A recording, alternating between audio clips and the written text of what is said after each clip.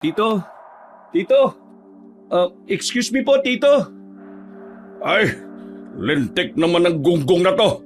Ano ba problema mo, ha? Nakita mo na nagre-relax ako, lilitaw ka dyan sa gilid. Eh kung hampalusin kaya kita ng lamesang to, ha? Pasensya na po, Tito. Pumunta ka lang ba dito para manghingi ng pasensya? Sigurado ka ba talaga sa ginagawa mo, ha? Pinabanas mo ba talaga ako? Ano ba kailangan mo? Gusto ko lang naman pong umingi sana ng bigas. Wala na po kasi kaming bigas ni Jepoy. Kahit po isang basong bigas lang. Lintik ka naman pala talaga eh! Bakit ka sa akin humihingi ng bigas? Mukha ba akong kasambahay dito? Doon ka humingi ng bigas! Inaabala mo lang ako eh! Ang sabi po kasi ni Manang, magpaalam po daw ako sa inyo. Alam mo ikaw, Miguel, puro ka na lang hingi! Hingi ka lang hingi! Nagtatrabaho ka naman dito! Wala ka bang pera? Tito, maliit lang naman po kasi yung sinasahod ko sa paghahardinero po eh. Sinasabi mo ngayon na mali ang pagpapasahod ko sa mga trabahador ko? Hindi naman po sa ganun. Sinasabi ko lang po yung dahilan kung bakit wala po akong pera palagi. Napupunta lang po kasi sa... Di yun naman. Bakit yun naman po ako sinampal? Ang lakas ng lobong ipamukha sa akin na mali ang ginagawa ko! Sino ka ba para magmarunong? Kung ayaw mo sa sistema ng pagpapasahod ko, abay umalis ka na rito! Si Tito naman, parang hindi nyo naman ako pamangkin yan eh. Wala akong pakialam kung pamangkin kita. Ayoko na masyadong maraming sinasabi. Kung gusto mong tumagal sa mansyon ko, sumunod ka sa sistema ko. Wala ka bang may pagmamalaki sa akin eh, kaya umayos ka? Hindi na nakapagsalita pa ang binatang si Miguel. Hinayaan na lamang niyang pagsalitaan siya ng kung ano-ano ng kanyang tiyuhin. Para kay Miguel, wala rin namang mangyayari kahit na mga tuwiran pa siya. Palaging tama si Don Baron, at kung sino man ang kumukontra rito ay nalilintikan. Nang umalis ang matandang lalaki ay saka lamang naramdaman ni Miguel ang pagtulo ng dugo sa kanyang labi. Malakas kasi ang pagkakasampal sa kanya. Hindi na niya namalaya na nasugatan na pala siya. Palis na sana siya nang biglang dumating ang baklang si Brusca. Bunsong anak ito ni Don Baron. Nakita siya nitong may dugo sa bibig. Kaya naman agad siya nitong nilapitan. OMG! What happened? May bloody-bloody ang lipsi mo, Insen. O maybe, sino po ka ni Pudrakels, no? Why? Anong kasalanan mo sa matanders na yarn? Kasi, hihingi sana ako ng bigas. Naistorbo ko siya sa pagre-relax niya. Diyos ka, Insen. Di ba I told you, if you want bigas, find me. I will give you more bigas. Nakakaya naman kasi sa'yo eh. Natutulog ka pa, i-istorbohin pa kita. Kesa naman na jojombag ka ng bonggang-bongga, di ba? Oh, follow me. Gegetsong kita ng bigas para makalafang na kayo ng broda mo. Insan, bakit ba ang bait mo? Me? Mabait? No. Kung mabait ang cash, hindi ang relisyo sa akin ang pudang. Mali ka. Kaya nga siya galit sa'yo eh. Kasi mabait kang tao. Ay nako, angry siya sa akin na malala. Because isa akong Juding, Baklush, Becky, and so on and so forth.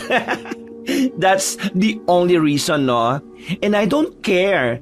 I don't care anymore, more na, no? Basta, magpakatotoo ka lang sa sarili mo. Ang mahalaga naman eh, alam mo sa sarili mo ang halaga mo. Ngumiti na lamang ng papilitang baklang si Brusca. Maya-maya ay nakakuha na rin naman ng bigas ang binatang si Miguel. Umuwi siya sa bahay nila. Masaya siya dahil sa wakas, meron na rin silang pangsaing ng kanyang kapatid na si Jepoy. Kuya, buti naman nabigyan ka ni Tito ng pangsaing natin. Pero bakit ka may sugat sa labi? Sinaktan ka ba niya, kuya? Ay nako, wala to. Nauntog lang ako kasi kanina. Kuya, kilala po kita eh. Alam ko po kung kailan ka nagsasabi ng totoo at hindi. Huminga ng malalim ang binatang si Miguel. Alam niyang hindi siya makakapaglihim sa kanyang kapatid. Kaya wala na siyang magagawa kundi ang aminin na lamang ang totoo. Kanina, naistorbo ko kasi si Tito Kaya ayun, nainis na naman. Kaya ikaw, Jepoy ha, kahit na ano pa ang dahilan, wag na wag kang mananakit ng tao. Maliban na lang kung kailangan mong protektahan ng sarili mo. Kahit po anong mangyari, hindi ko po gagayahin si Tito. Masama po ugali niya at lagi po siyang nananakit ng tao. Kaya nga dapat maging mabuti ka sa mga taong mabubuti rin sa'yo. Paano naman po sa mga taong masasama sa akin? Di, ipagdasal mo na lang sila sa Diyos. Ang Panginoon na bahalang humusga sa kanila. Oh, doon ka na sa loob. Mausukan ka rito. Sinimulan na ng binata ang pagsasalang ng kanilang pagkain. Mga ilang minuto lang naman ay naluto na rin yon. Sabay silang kumain. Kahit nilagang saging at isdang tuyo lang ang kanilang ulam, nagagawa na nilang makontento. Mahirap ang buhay nilang dalawa. Mula nang mawala ang kanilang mga magulang noong kasagsagan ng bagyo, ganito na ang kanilang buhay. Pero hindi yun naging hadlang para sa magkapatid para magpatuloy sa kanilang buhay. Sa katunayan, kahit na inaalipos na sila ng kanilang sariling kamag-anak, patuloy silang lumalaban sa buhay. Oh, Jepoy, dito ka lang ha. Gabi na, wag na wag ka nang lalabas. Sige ka, kapag lumabas ka, baka kainin ka ng aswang. Kuya, totoo po ba talaga ang aswang? Oo, Jepoy, at kakainin nila ang laman loob mo. Tapos, yung katawan mo, gagawin nilang nilaga. Kakainin ka nila. Uy, kuya naman, tinatakot mo naman po ako Hindi kita tinatakot.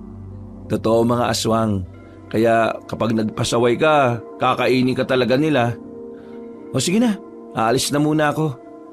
Extra lang ako kina Mang Loloy. Manghuhuli kami ng hayop sa gubat para maibenta. Dagdag kita rin yun.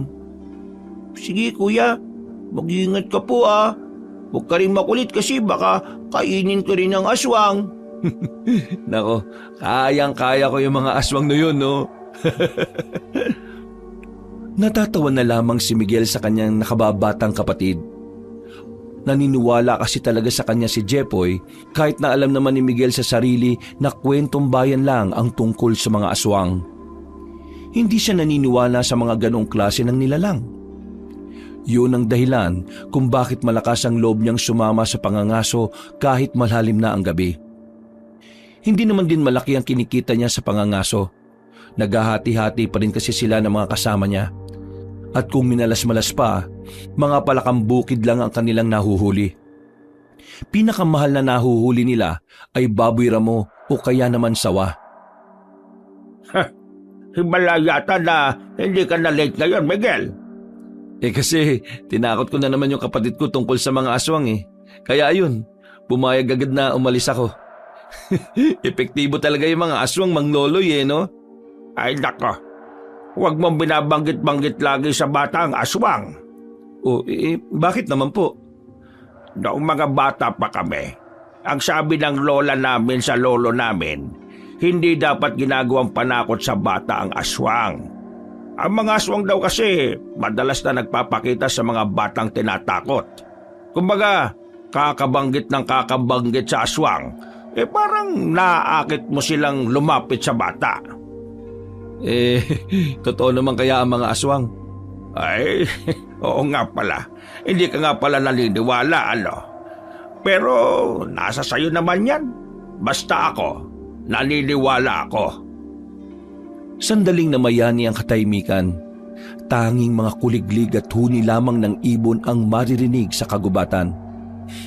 Noong mga sandaling yon, magaan naman ang pakiramdam ni Miguel. Palagi siyang positibo sa tuwing may lakad silang ganito. Pero nang makarating sila sa may kakahuyan, meron silang nakitang mga bakas sa malalaking katawan ng puno. Mga bakas ng dugo. Mga bakas ng kalmot na hindi nila malaman kung galing ba yun sa tao o sa hayop. Nagkakatinginan lang ang mga ngaso. Maging si Mang Loloy ay sumeryoso na rin. Pero maya-maya hindi na rin nila pinagtuunan pa yun ng pansin. Ha! Sapol ka ngayon! Nagkagulo ang mga ngaso dahil sa isang baboy ramo na napadaan. Tinamaan kasi yun ni Mang Loloy. Nang lapitan nila ang baboy ramo, nakita nilang naghihingalo na yon. Nagdiwang agad sila sa gabing yon. Nang makitang hindi na gumagalaw ang baboy ramo, agad na rin nila itong dinala. Kahit nakahuli na sila, ay hindi pa rin sila tumigil. Nilibot pa nila ang natitirang parte ng kagubatan. Pero makalipas lang ang halos 2 oras, ay hindi na sila nakahuli pa ulit. Naging kontento na lamang sila sa kung anuman ang nakuha nila sa panguhuli. Dakong 3:00 ng madaling araw, umuwi na rin si Miguel. Dala-dala niya ang kinitang 100 piso. Naibenta na kasi kagad sa palengke ang baboy ramo na kanilang nahuli. Papasok na sana siya sa kanilang bakuran nang mapansin niyang may isang lalaking nakatayo sa gilid ng kanilang bakod. Nakatalikod ito, pero kilalang-kilala niya ang imahe ng likuran nito. Ito ang lalaking ilang buwan nang hinahanap ng kanyang tiyo Baron. Kuya Ambo, ikaw yan? Unti-unting humarap sa kanya ang lalaki. Sakto pa namang may napadaan na truck sa kalsada kaya natutukan niyo ng malakas na ilaw. Nagtaka si Miguel sa nakita niya. Namumula kasi ang mata ni Ambo. Nangingitim ang labi pati na rin ang ilalim ng mga mata. Kuya Ambo, buti naman nakabalik ka na. Ilang buwan ka nang hinahanap ni Tito eh. Saan ka ba nagpunta? Hindi sumasagot sa kanya ang pinsan niyang si Ambo. Nakatayo lang ito sa harapan niya. Ibang-iba na ito kumpara sa dati niyang nakilala. Kung noon ay madaldal ang binata kahit na may pagkasuplado, ngayon parang ibang tao na ang nasa harapan niya. Lalapitan na sana niya ang lalaki nang bigla namang itong tumakbo. Nang habulin yun ni Miguel, hindi na niya yun nakita pa. Bigla na lamang yung nawala na parang isang bula. Oh, nasaan na yun? Ang bilis naman nawala nun. Napapakamot na lamang siya sa kanyang ulo. Nagtataka siya kung papaanong naglaho agad ang kanyang pinsan gayong wala namang ibang mapagtataguan sa parting yun ng daan. Umuwi na lamang siya at nagpasya na kinabukasan, ibabalita niya kay Don Baron ang kanyang nakita. Nang sa ganon ay makabawi naman siya sa kanyang mga pagkakamali. Kinabukasan, maagang nagtungo si Miguel sa hardin ng mansyon dahil marami-rami pa siyang gagapasin. Napabayaan kasi ng kanyang partner ang ibang parte ng hardin. Malaki-laki pa naman ang area na yon kaya tsak na maghapon niyang gagawin yon. Nakakainis naman kasi. Kailan magagaling ang sakit ni Jimboy? Ilang araw nang hindi pumapasok eh. Kakayanin ko ba lahat ng dapat ayusin dito? Napapakamot na lamang siya sa kanyang ulo. Dinampot na lamang niya ang mga kagamitan nang biglang meron nagsalita sa kanyang likuran. Uy! Ay, gagi ka! Nagugulat ka naman eh. Kaaga-aga magugulating ka. Kape pa more! Para ka kasing timang eh no?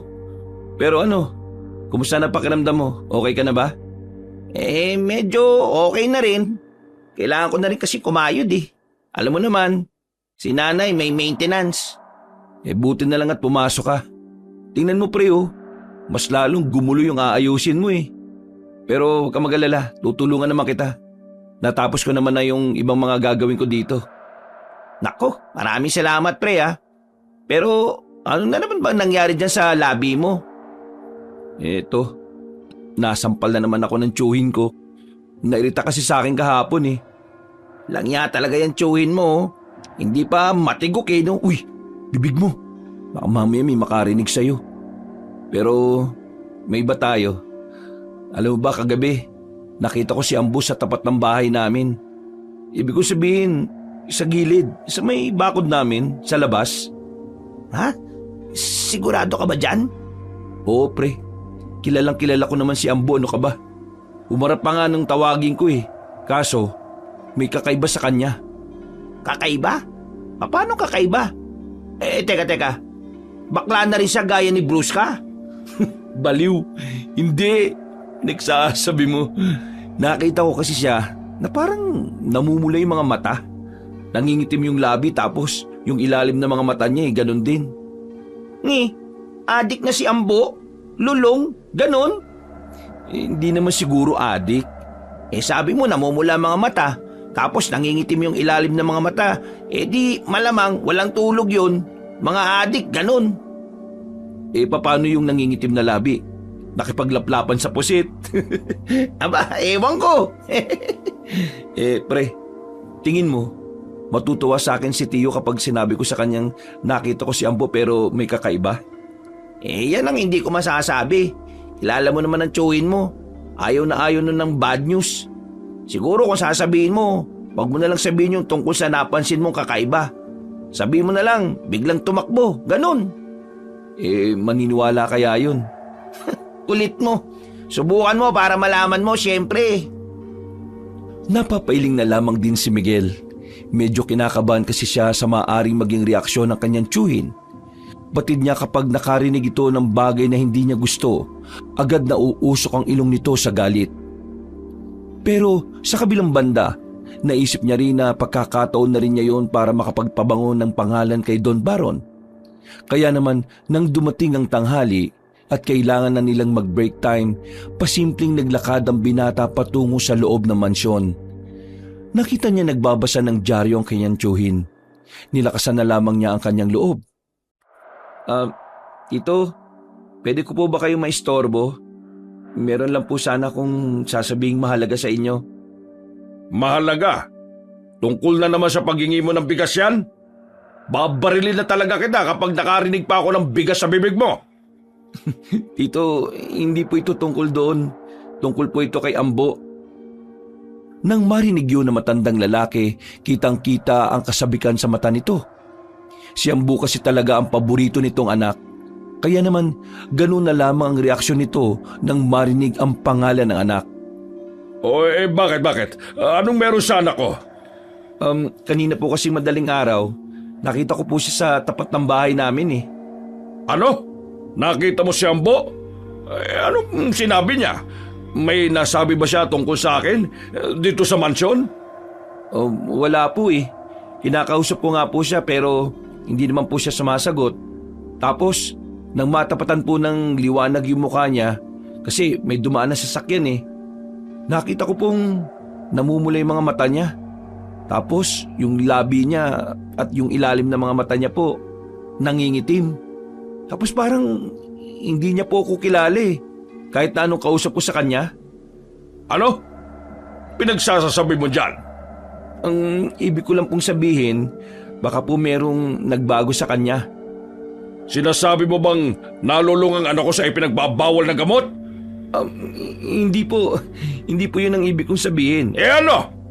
Yun naman ang patutunguhan ng mga pinagsasabi mo .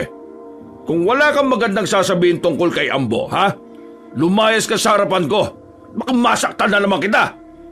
Akala ko pa naman magandang balita na. Yung pala gagawa-gawa ka lang ng kwento.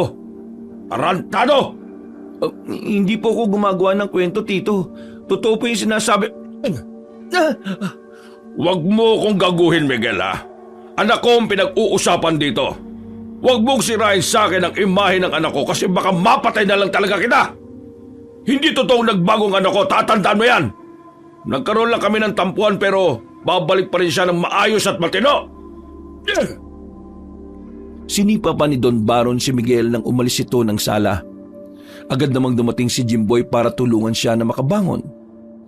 Ano ka ba? O naman kasi. Sinabi ko naman kasing wag mo nang sabihin yung tungkol sa pagbabago ni Ambo. Sinabi mo pa talaga. Tingnan mo nangyari sa'yo. Di pa nga gumagaling yung sugat mo sa labi may bago ka na naman. Akala ko kasi matutuwa siya sa ibabalita ko . Ano matutuwa? Kahit na sinong ama kapag ganun yung narinig magagalit talaga, no? Tumungo na lamang sila sa hardin at doon na lamang sila kumain. Huminga ng malalim si Miguel. Natulala na lamang siya dahil hindi niya rin talaga inakala na gano'n ang mangyayari. Mga ilang sandali lang, natapos na rin nila ang kanilang ginagawa. maaga silang nakaalis ng mansyon. Noong mga sandaling yun, dadaan na muna ang magkaibigan sa bahay ni Mang Loloy. Hihingi sila ng langis na makakatulong sa mabilis na paggaling ng sugat ni Miguel. Nako, ginawa ka na naman punching bag ng tsuhin mo? Ito kasing si tropa ko eh. Ayaw pa humanap ng ibang trabaho. Alam mo namang malaki pa ang pagkakautang ko kay Tito. Sa kanya ko hiniram yung perang pinampaggamot ko kay Jepoy nung nakaraang taon, hindi ba? Ay, mahirap talaga kapag may utang. Parang tinatalian ka niyan sa leeg eh. Ginagawa kang hayop.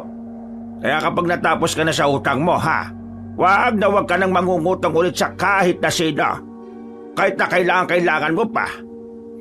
Paano kapag tungkol sa kalusugan? Wala akong pera. Wala po akong magagawa. Mangungutang ulit ako. Ay nako, di magsumikap ka. Maghanap ka ng trabaho at umalis ka dyan sa poder ng tsuhin mo. Tandaan mo huwag kang aasa sa ibang tao kahit sa pamilya mo pa. Mabuti sana kung mabubuti ang mga kamag-anak mo. Hindi naman. Mabait naman po si Brusque. Yung tatay lang talaga niya yung hindi. Wala rin namang magawa si Brusca. Di ba ayaw na ayaw sa kanya ng tatay niya kasi bakla siya. Wala rin mangyayari kung sa kanya ka aasa. Asahan mo na lang ang sarili mo.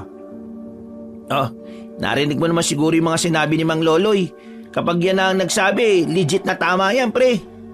Ay, kung makalegit ka dyan nagsasabi lang ako ng nakabase sa mga karanasan ko. Opo, maraming salamat po, Mang Loloy. Pero meron pa po ba kayong langis na magpapabilis ng paghilom ng sugat? Langis? Ay, meron pa naman. Pero ipagsibak niyo muna ako ng kahoy. Hirap na ako magsibak eh. Sibak lang pala. Nagtatabas nga kami ng damo maghapon eh. Iyan lang sibak. Chicken feed yan. Kung gusto nyo, kayo na rin na magluto. Sige po. Ano po bang lulutuin? Bumili ako ng baboy dyan. Isigang mo para mauwian mo rin ng ulam si Jepoy. Uy, ayos. Maraming salamat po. Sinigang na baboy ramo yan. Pakuluan ninyo ng matagal para lumambot Kahit na papaano ay gumaan na rin ang kanyang pakiramdam. Masaya siyang kakwentuhan ng dalawa. Kahit na hindi nila kaedad si Mang Loloy, nagagawa nitong makasabay sa mga trip nila. Mag-isa na lamang ang matanda sa buhay mula nang iwan ito ng mga anak para mag-asawa. Hindi na bumalik kahit na kailan. Ang asawa naman ito nagtungo ng Maynila at magsasampung taon na ring hindi nagpapakita kay Mang Loloy. Natapos nila ang pagsisibak, natapos na rin nila ang pagluluto. Pauwi na si Miguel para sabayan ng kanyang nakababatang kapatid sa hapunan. Sigurado ka bang hindi ka sasabay sa amin Hindi na po. Maraming salamat po. Hinihintay na kasi ako ni Jepoy sa bahay eh. Mas gusto ko kasing kapag ganitong masarap ang ulam, si Jepoy ang kasabay ko. Ayaw ko rin po kasing kumakain ng mag-isa ang kapatid ko eh. Ay, kung sa bagay, maganda ngang nagsasabay kayo palagi. Kumusta mo na lang ako sa kapatid mo Sabihin mo kapag nagpunta ako sa inyo bukas, bibigyan ko siya ng turon. Uy, maraming salamat pre. Maraming salamat po ulit Mang Loloy para sa sinigang na to. Habang naglalakad si Miguel sa tahimik na gabi, ay nako, paniguradong marami na naman makakain si bunso nito. Tuwang-tuwa ang batang si Jepoy na makauwi na si Miguel sa kanilang bahay.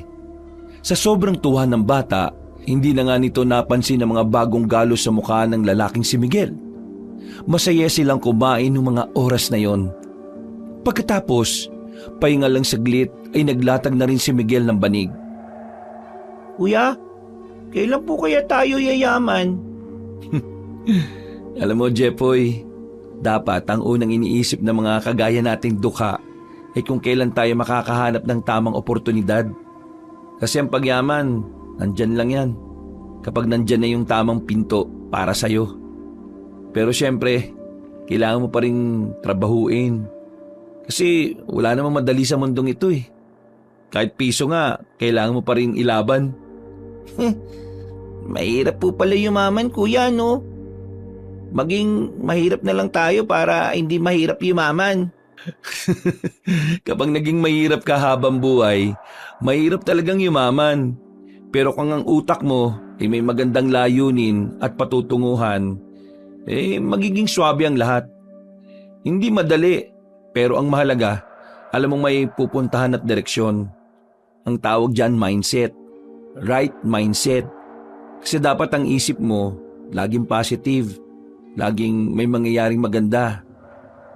Ngayon o sa hinaharap. Hindi kita maintindihan, kuya. Basta kapag yumaman ako, isasama kita. Nako, dapat lang, no? Kuya mo ako eh. Ay nako, hindi mo pa talaga maintindihan ngayon, Jepoy. Kung ano-anong pinagsasabi ng batang si Jepoy kaya ilang sandali lang ang nakalipas, nakaidlip na rin sila. Maimbing ang kanilang tulog ng mga sandaling yon. Mga dakong 6:00 na sila nagising. Umaambon na pala sa labas. Naku, naambon na pala. Naku, yung mangyayari nito mamaya sa garden. Papasok kaya si Jimboy? Kuya, huwag ka na kaya pumasok ngayon. Masama po ang panahon eh. Baka po makidlatan kayo. Uy, nagising ka rin tuloy. Hindi naman siguro kami makikidlatan. Kailangan kasi talaga naming matapos yung ginagawa namin sa Ardin eh. Doon kasi gaganapin yung kaarawan ni Tito. Ay, ganun po ba? O paano, dito ka lang muna ha. Ibibili lang kita ng pandesal. Sige po, magdala ka po ng payong, kuya. Kinuha ni Miguel ang payong na nakasabit sa gilid ng bahay nila. Sira-sira na ang tangkay ng mga payong na yon. Pero wala siyang magagawa kundi ang pakinabangan na lamang ito. Lumabas siya ng bahay at nagtungo sa malapit na bilihan ng pandesal. Sa hindi inaasahang pagkakataon, nakita niyang binabasto sa tindahan si Bruska. Inaasar ito ng mga tambay na amoy alak. Kesa naman mga peslak niyong lokbo. Walay nagganap sa life. Bigat pa sa mga family. Ay nako, Diyos ko. Di pa naging pataba sa lupa mga mukhang monsters na ite. Uy, kayo. Kung wala kayong magawang maganda sa mga buhay nyo huwag kayong mandadamay ng iba. Wala namang ginagawa si Bruska sa inyo eh. Musta nga kayo rito? Nakakaharang lang kayo sa tindahan eh. Ano, di kayo alis? Alis! Ahambalusin ko kayo dyan eh. Alis na! Agad-agad na nag-alisa ng mga yon nang humawak ng kahoy si Miguel. Nakahinga naman si Bruska ng maluwag dahil sa kanyang ginawa. Lagi ka bang pinag-iinitan ng mga yon? No care naman ang beauty ko sa kanila, no? Kahit how many times nila keshwarlahin, go lang ang palaban na bakla na ite, no? Sabi mo lang sa akin kapag sinaktan ka ng mga yon, mayayari talaga sila sa akin. Super duper thank you, Insen. Don't chawawi. Goods na goods naman na cash, no? Kaya ko ang self ko. Kung hindi, edi tegi. Ay, siya nga pala, Bruska. Si Ambo. Nakita ko sa amin noong madaling araw. Munti ka na mabitiwan ng beke na si Bruska ang hawak-hawak nitong pagkain. Nabigla ito hindi dahil masaya itong malaman ng bagay na yon, kundi dahil natataranta ito sa posibilidad na makakasama na naman niya ang kanyang kuya. Oh, bakit hindi kaya masaya? How can I be happy? Siya yung mini-mini pudang. Akala mo good boy ang Totoy? No! Pag wala siyang magawa, ako yung punching bag ng loka. Ha? Talaga? Parang hindi ko naman nakikitang ginagawa niya yun. Malamang, don't niya ipapashow sa madlang people ang kanyang lihim na personality. Kaya ang aking beauty, bugbog ng brother kong enemy. Mali pa lang pagkakilala ko sa kanya. Akala ko suplado lang siya. See? Hindi mo siya nose ng fully, no? Kung truth man na side song mo siya, nako, finish na naman ang beauty cash. Baka jombagin ng malala na naman ako ng Totoy na yon. Kapag ginaganon ka niya, matuto ka kasing lumaban. Hindi kanya masasaktan kapag alam niyang kaya mong pumalag eh. Sos, ikaw nga eh. Doon ka naman makafight kay Pudra.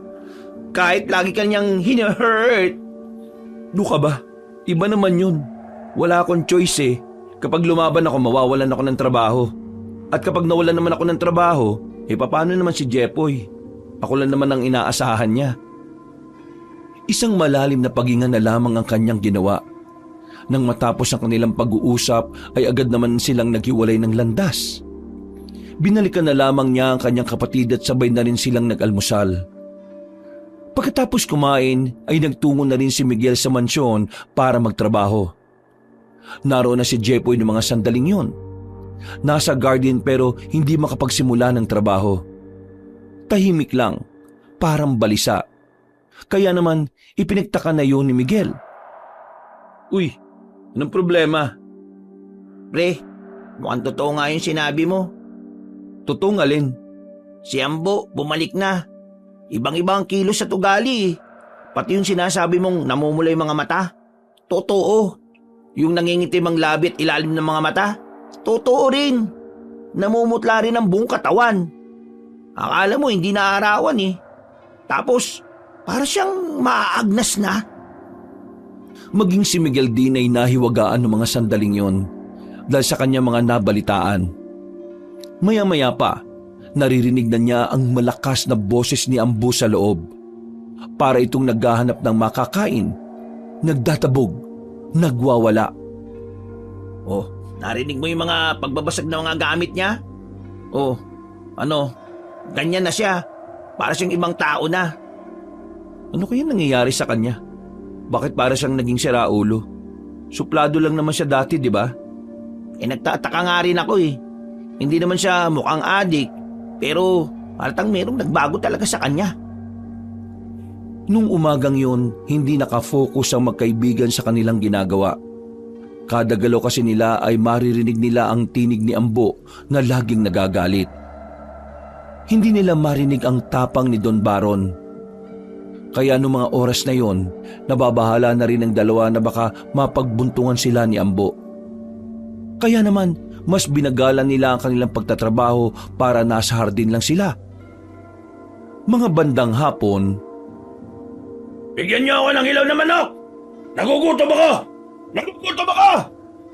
Hoy! Ano bang tinitingin-tingin niyo dyan, mga kasambahay? Kumuha na kayo ng kung anong gusto ng anak ko! Mga inutil! Bilisan niyo kumilos! nang marinig ni Miguel at Chimboy yon, ay dali-dali silang sumiksik sa gilid ng halamanan. Natatakot sila na baka makita sila ni Ambo. Alam nilang magtitripan sila nito sakaling pumunta si Ambo sa garden. Nang sumilip sila, nakita nila si Don Baron at Ambo na patungo nga sa kanilang kinaroroonan. Pinagpapawisan na sila, pero biglang dumating ng mansyon ang baklang si Brusca. Hoy! Kapatid! Halika nga! Namiss kita sobra eh. Saan ka ba galing at bakit ngayon ka lang? Kanina ba kita iniintay ah? Diyos ke, nandito ka na Mers. Way so smelly ng hininga mo, Bex. Malansa. Para kang fish na walay ligo. Hoy! May sinabi ba akong pwede ka sumagot ng ganyan sa akin? May sinabi ba ako? Nagulat sila Miguel at Chimboy nang makitang biglang hinawakan ni Ambo sa leeg ang kapatid nito. Malakas nitong idinikit sa pader si Brusca. Uy, ano gagawin mo? Tutulungan ko si Brusca. Baliw ka talaga. Hayaan mo na silang magpamilya. Baka madamay ka pa. Hindi ko kayang makita na ganyan, pre. Tingnan mo si Tito, oh. Wala siyang pakialam. Iisipin mo na lang ang kapatid mo. Uy! Hindi na nagpapigil ang binatang si Miguel. Lumabas na sila sa kanilang pinagtataguan at matapang na lumapit doon. Nang makita siya ni Ambo, ay saka lamang binitiwan si Brusca. Tsaka mong person ka, yayakapin mo na lang Kesh sa liig pa. Ambo, hindi naman yata tama yung ginagawa mo sa kapatid mo. Oh, Miguel! Nagkita tayo nung madaling araw, di ba? Ay teka, bakit ka pala nakikialam sa aming magkapatid? Gusto mo ba na sa'yo ko na lang gawin yung ginagawa ko sa kanya ngayon? Hindi naman sa ganon. Ang sa akin lang, wag naman sana kayo magsakitan. Kawawa naman kasi si Brusca. Hindi naman kasi lalaban sa inyo yan. Kaya gusto mong ikaw na lang ang lumaban sa akin? Mukhang may bitaw ka eh. Hindi naman sa ganon, Ambo. Hoy! Ikaw! Ang kapal ng mukha mong makisali sa usapan ng magpapamilya. Sino ka ba dito, ha? Magpapamilya po bang nagsasakitan? Ay! Ayoko sa lahat yung nakikisali. Nagulat na lamang si Miguel nang hawakan siya sa liig at binalibag siya papunta sa direksyon ng garden. Tumama ang likod ni Miguel sa lapag kaya hindi agad ito nakatayo. Agad namang siyang nilapitan ni Jimboy para tulungang makabangon. Ikaw naman kasi. Sinabihan na kasi kita. Ayaw mo makinig sa akin eh. Hoy! Ikaw! Kaibigan ka niya, di ba? Gusto mo rin bang masubukan ng bago kong lakas? Hindi po sir. Hindi po ako lalaban. Tutulungan ko lang pong tumayo tong si Miguel. Isap na nga ang Warla. Don't na jumambag, broda. Huwag mo na silang idamay sa angry nyo. Wala naman silang kinalaman sa family natin eh. Hindi ko naman sila dinadamay eh. Sinusubukan ko lang kung anong pakiramdam ng bago kong katauhan. Diyos ko, broda. What happened? What happened to yourself? You're not like naman dati ah. Nawalay ka lang sa baler. Nag-change na yung personality mo. Gusto mo malaman? Malalaman mo rin sa tamang panahon. Sa ngayon, manghula ka na muna, bakla! Tumawa ng malakas si Ambo at saka naglakad na rin pabalik ng mansyon. Nawiwindang na lamang sila sa lahat ng mga nangyayari. Kahit kasi si Don Baro na kilala nilang barumbado at matapobre, tila tiklop kay Ambo. Maya-maya lang ay nakita nilang pinasarado ni Ambo ang buong kusina nang dumating na ang mga hilaw na manok. Wala na silang ideya kung ano ang ginagawa ni Ambo roon. Basta nang matapos na ang trabaho ni Miguel at Jimboy, umalis na rin sila roon bago pa sila mapagbuntunan ulit ng lalaki. Tamang pahinga na muna sila sa harapan ng bahay nila Miguel. Nalilito pa rin sila kung ano ang nangyayari kay Ambo. Sobrang layo na kasi ng kilos nito kung ikukumpara sa dati. Pre, ngayon masasabi ko na to sa'yo. Kanina ko pa to gustong sabihin kaso nasa mansyon pa tayo eh. Ano ba yun? Kanina kasi nung hinawakan niya ako, may naramdaman akong mahahabang kuko sa kamay niya. Tapos, nung tingnan ko ulit, nawala na. Pre, sigurado ka ba sa nakita mo? Baka naman, maya-maya guni-guni mo lang naman pala yun.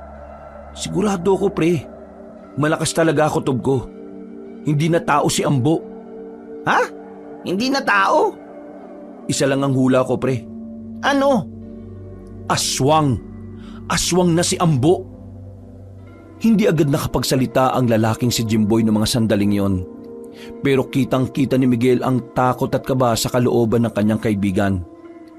Kahit din naman si Miguel, nag-aalangan pa siyang isipin ang bagay na yon. Kinagabihan. Gabi na! Bakit narito na naman kayo? Higi na naman ba kayo ng langis? Ay, hindi po. Itong si Miguel kasi may gusto lang pong malaman. Malamang tungkol saan? Mang Loloy, di po ba may nalalaman po kayo tungkol sa mga aswang? Oo, meron nga. Pero bakit kayo naging interesado sa mga aswang? Si Ambu po kasi, yung anak ng tiyuhin ko na matapobre, nagbalik na ulit sa mansyon. Pero kakaiba na po yung kinikilos at ugali niya eh. Yung mga mata niya po, namumula. Tapos, para siyang laging galit. Nakita pa nga ni Miguel na humaba raw yung kuko ni Ambo eh. At ang mas nakakapagtaka pa po, nagpakuha pa ng mga hilaw na manok si Ambo. Tapos, dinala sa kusina. Isinarado yung kusina. Pagkatapos, wala namang pagkain na niluto. Mang Loloy, posible po bang aswang na si Ambo? Sa sinabing yun ng dalawa, sandaling natigilan ng matandang lalaki. Umupo ito sa hagdanan. Napatingin sa ibaba at parang malalim ang iniisip. Ang magkaibigan naman ay nag-aabang lang ng sasabihin ni Mang Loloy. Alam niyo, hindi ako eksperto sa mga ganyang bagay, ha? Pero may nagsabi sa akin ng mga kakilala ko noong nasa Aklan pa ako. Ang sabi, ang isang tao pwede naman daw maging aswang. May dalawang uri kasi ng pagiging aswang eh. Yung isa, natural. Kumbaga, noong ipinanganak siya, aswang na siya dahil nasa lahi nila yon. Yung isa naman, hindi natural. Yung hindi natural, ito yung mga ginagawa ng mga aswang parang isang tao, gagawin nilang kauri nila. Kung ganun, pwedeng ganun din yung nangyari kay Ambo? Ay, hindi naman tayo po pwede magsabi na aswang nga ang lalaking sinasabi niya. Hanggat wala pa kayong matibay na ebidensya, hindi natin pwedeng sabihin na aswang nga talaga siya. Hindi ba matibay na ebidensya yung mga kinikilos niya ngayon? Pati na rin yung kakaiba niyang lakas? Ang pinakamagandang ebidensya, aktuhan nyo na aswang na nga siya. Tapos, kunan nyo ng picture. Yun ang pinakamabisang ebidensya. Nako, mukhang mahirap yung ganyan. Isa pa, wala naman kaming kamera. Cellphone nga wala eh. Ay meron akong alam na paraan para malaman yung aswang nga siya talaga. Sige po, sabihin niyo po sa amin. Interesado po kami. Ganito, kumuha kayo ng bawang na tuyo. Yung binilad sa araw, hindi yung pinrito ha. Yung bawang na tuyo, ilalagay nyo ilang metro ang pagitan sa kanya. Kasi kapag naamoy na yun, makikita nyong reaksyon niya. Hindi po ba kami mapapahamak dyan? Mapapahamak kung hindi kayo mag-iingat. Nagkatinginan na magkaibigan. Noong mga sandaling yon ay nabuo na ang kanilang loob. Kahit na alam nilang malalagay sa alanganin ng kanilang sarili, gagawin pa rin nila yon. Inaalala kasi nila na baka makapanakit pa ng ibang tao ang pinsan ni Miguel. O ganito ang gagawin niyo kung sakaling aswang nga yung pinsan mo, Miguel.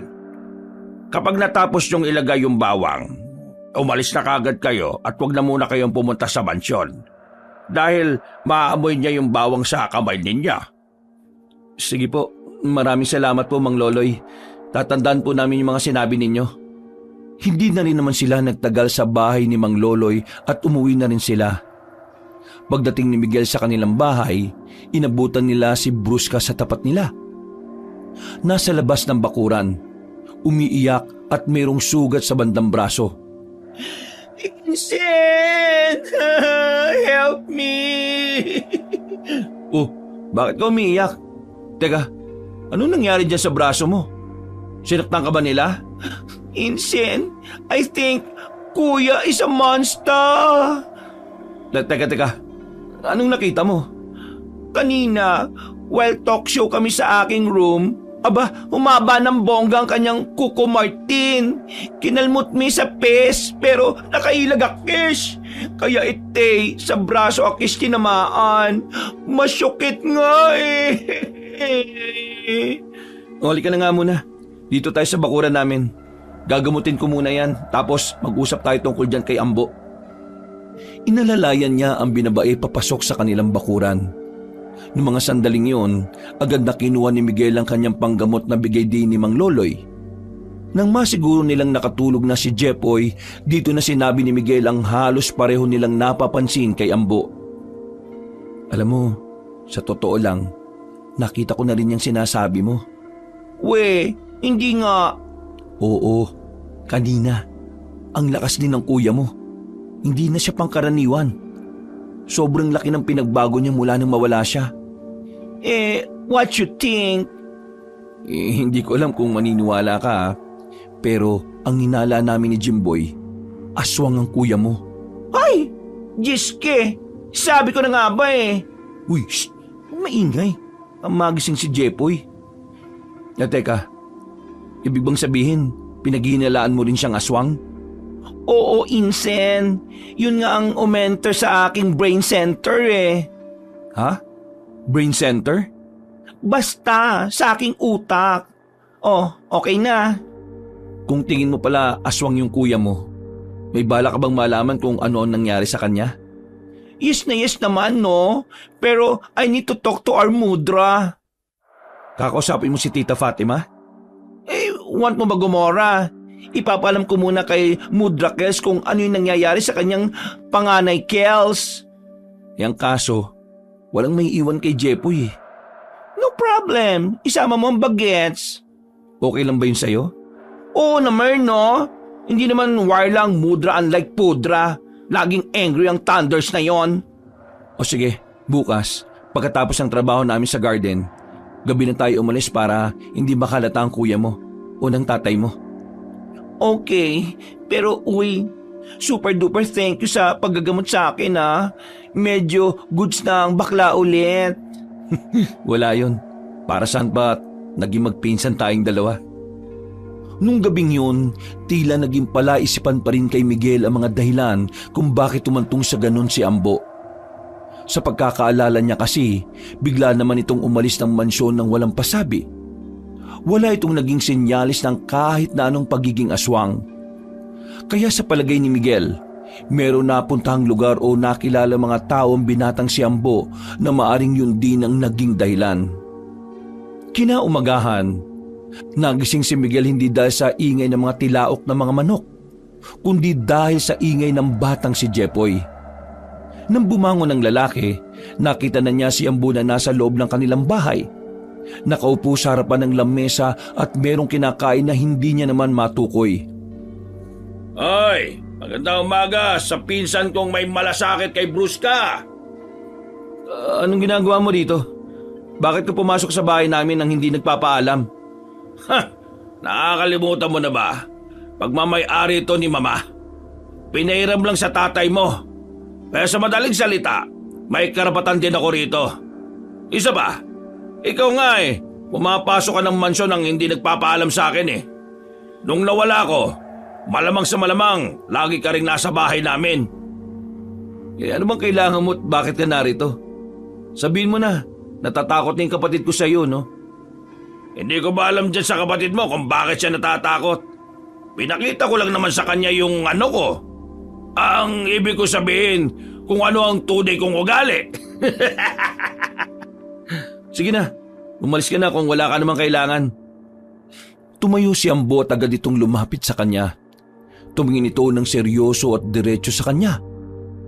Nakaramdam ng kaba si Miguel, lalo na nang maamoy niya ang kakaibang lansa na nanggagaling sa hininga ng kanyang pinsan. Ang kailangan ko, manahimik ka lang. Yun lang ang kailangan ko, Miguel. Manahimik? Hindi kita maintindihan. Ano bang sinasabi mo? Huwag kang makikialam sa pamilya namin. Lubayan mo si Brusco kung ayaw mong hindi ko rin lubayan ang kapatid mong yan. Kuya, nakakatakot po siya. Palabasin niyo na po siya dito. Ako? Nakakatakot? Bakit ka naman matatakot sa akin wala pa naman akong ginagawa? Masama ka eh. Masama ka. Ako? Masama? Huwag mo na siyang lapitan. Tigilan mo na kami. O sige. Basta sundin mo ang sinasabi ko sa iyo, Miguel. Titigilan ko kayo. Pero ito ang tatandaan mo, Miguel. Palaging nasa panganib ang buhay ng mga may nalalaman. Padabog na sinara ni Ambo ang pinto nung lumabas ito. Tumatawang umalis ng bahay ang lalaking si Ambo. Agad namang nilapitan ni Miguel ang kanyang kapatid at niyakap ng mahigpit. Kuya, nakita ko po kanina. Nakakatakot po yung mukha niya. Alimaw po siya. Kung ano man ang nakita mo, huwag mong ipagsasabi sa iba ha. Huwag ka mag-alala, narito naman si kuya eh. Ako ang bahala sa'yo. Magmula ngayon, hindi na kita iiwan na mag-isa rito sa bahay. Salamat po kuya. Takot na takot po kasi ako eh. Awang-awa ang lalaking si Miguel sa kanyang kapatid noong mga sandaling yon. Pero dahil sa mga sinabi nito, dito na niya napagtanto na totoong aswang nga talaga si Ambo. Hindi pumasok sa pagtatrabaho sa hardin si Miguel noong mga oras na yon. Sa takot niya, kinuha niya si Jepoy at dinala niya muna ito kay Mang Loloy. Sigurado ka ba na hindi ito iiyak sa akin, ha? Hindi naman po. Kilala na po kasi kayo ni Jepoy. Kasi minsan nakukwento kita sa kanya eh. Ay, mabuti naman kung ganon. Jepoy, pasok nga muna sa loob. May pag-uusapan lang kami ng kuya mo, ha? Sige po, Mang Lolo. Loloy yon, Loloy. May letrang Y sa dulo.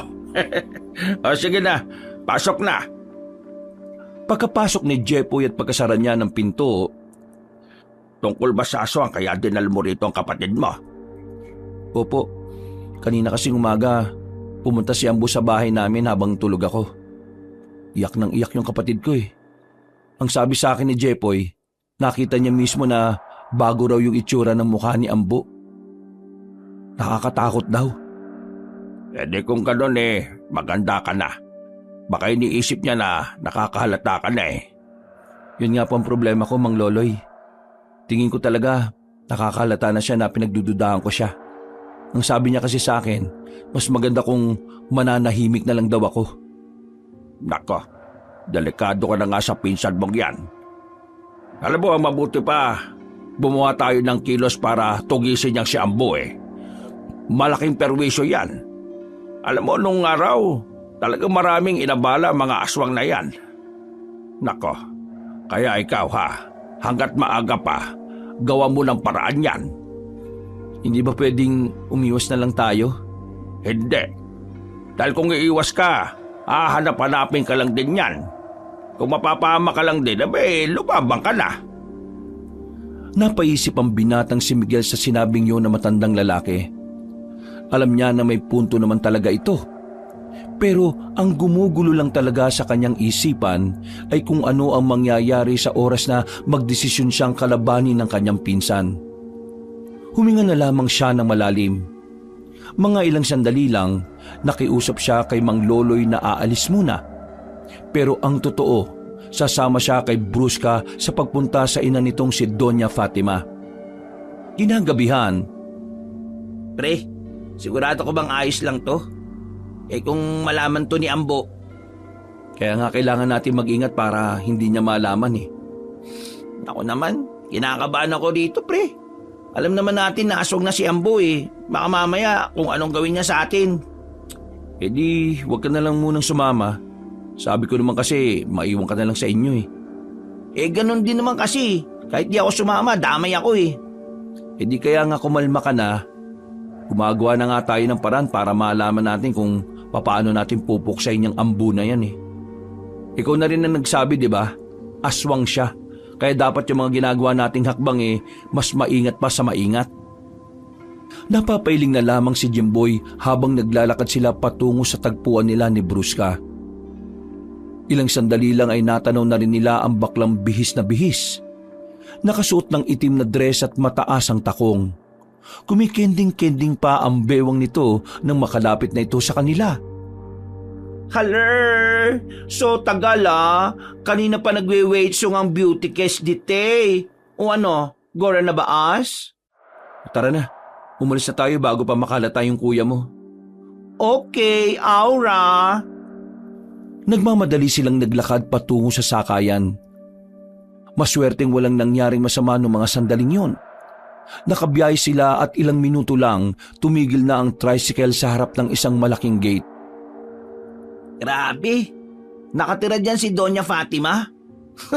Mayaman din talaga ang mama mo no? Buti na lang talaga, naghiwalay sila ni Don Baron. Rich girl ang peg ng Mudrakels ko. Good thing, di siya pumayag na maging under ni Pader. Sana may alam ang mama mo kung bakit nagkagano ng kuya mo. Para manos natin, gora na as. Let's enter the dragon. Agad naman silang pinapasok ng mga bantay sa malaking gate.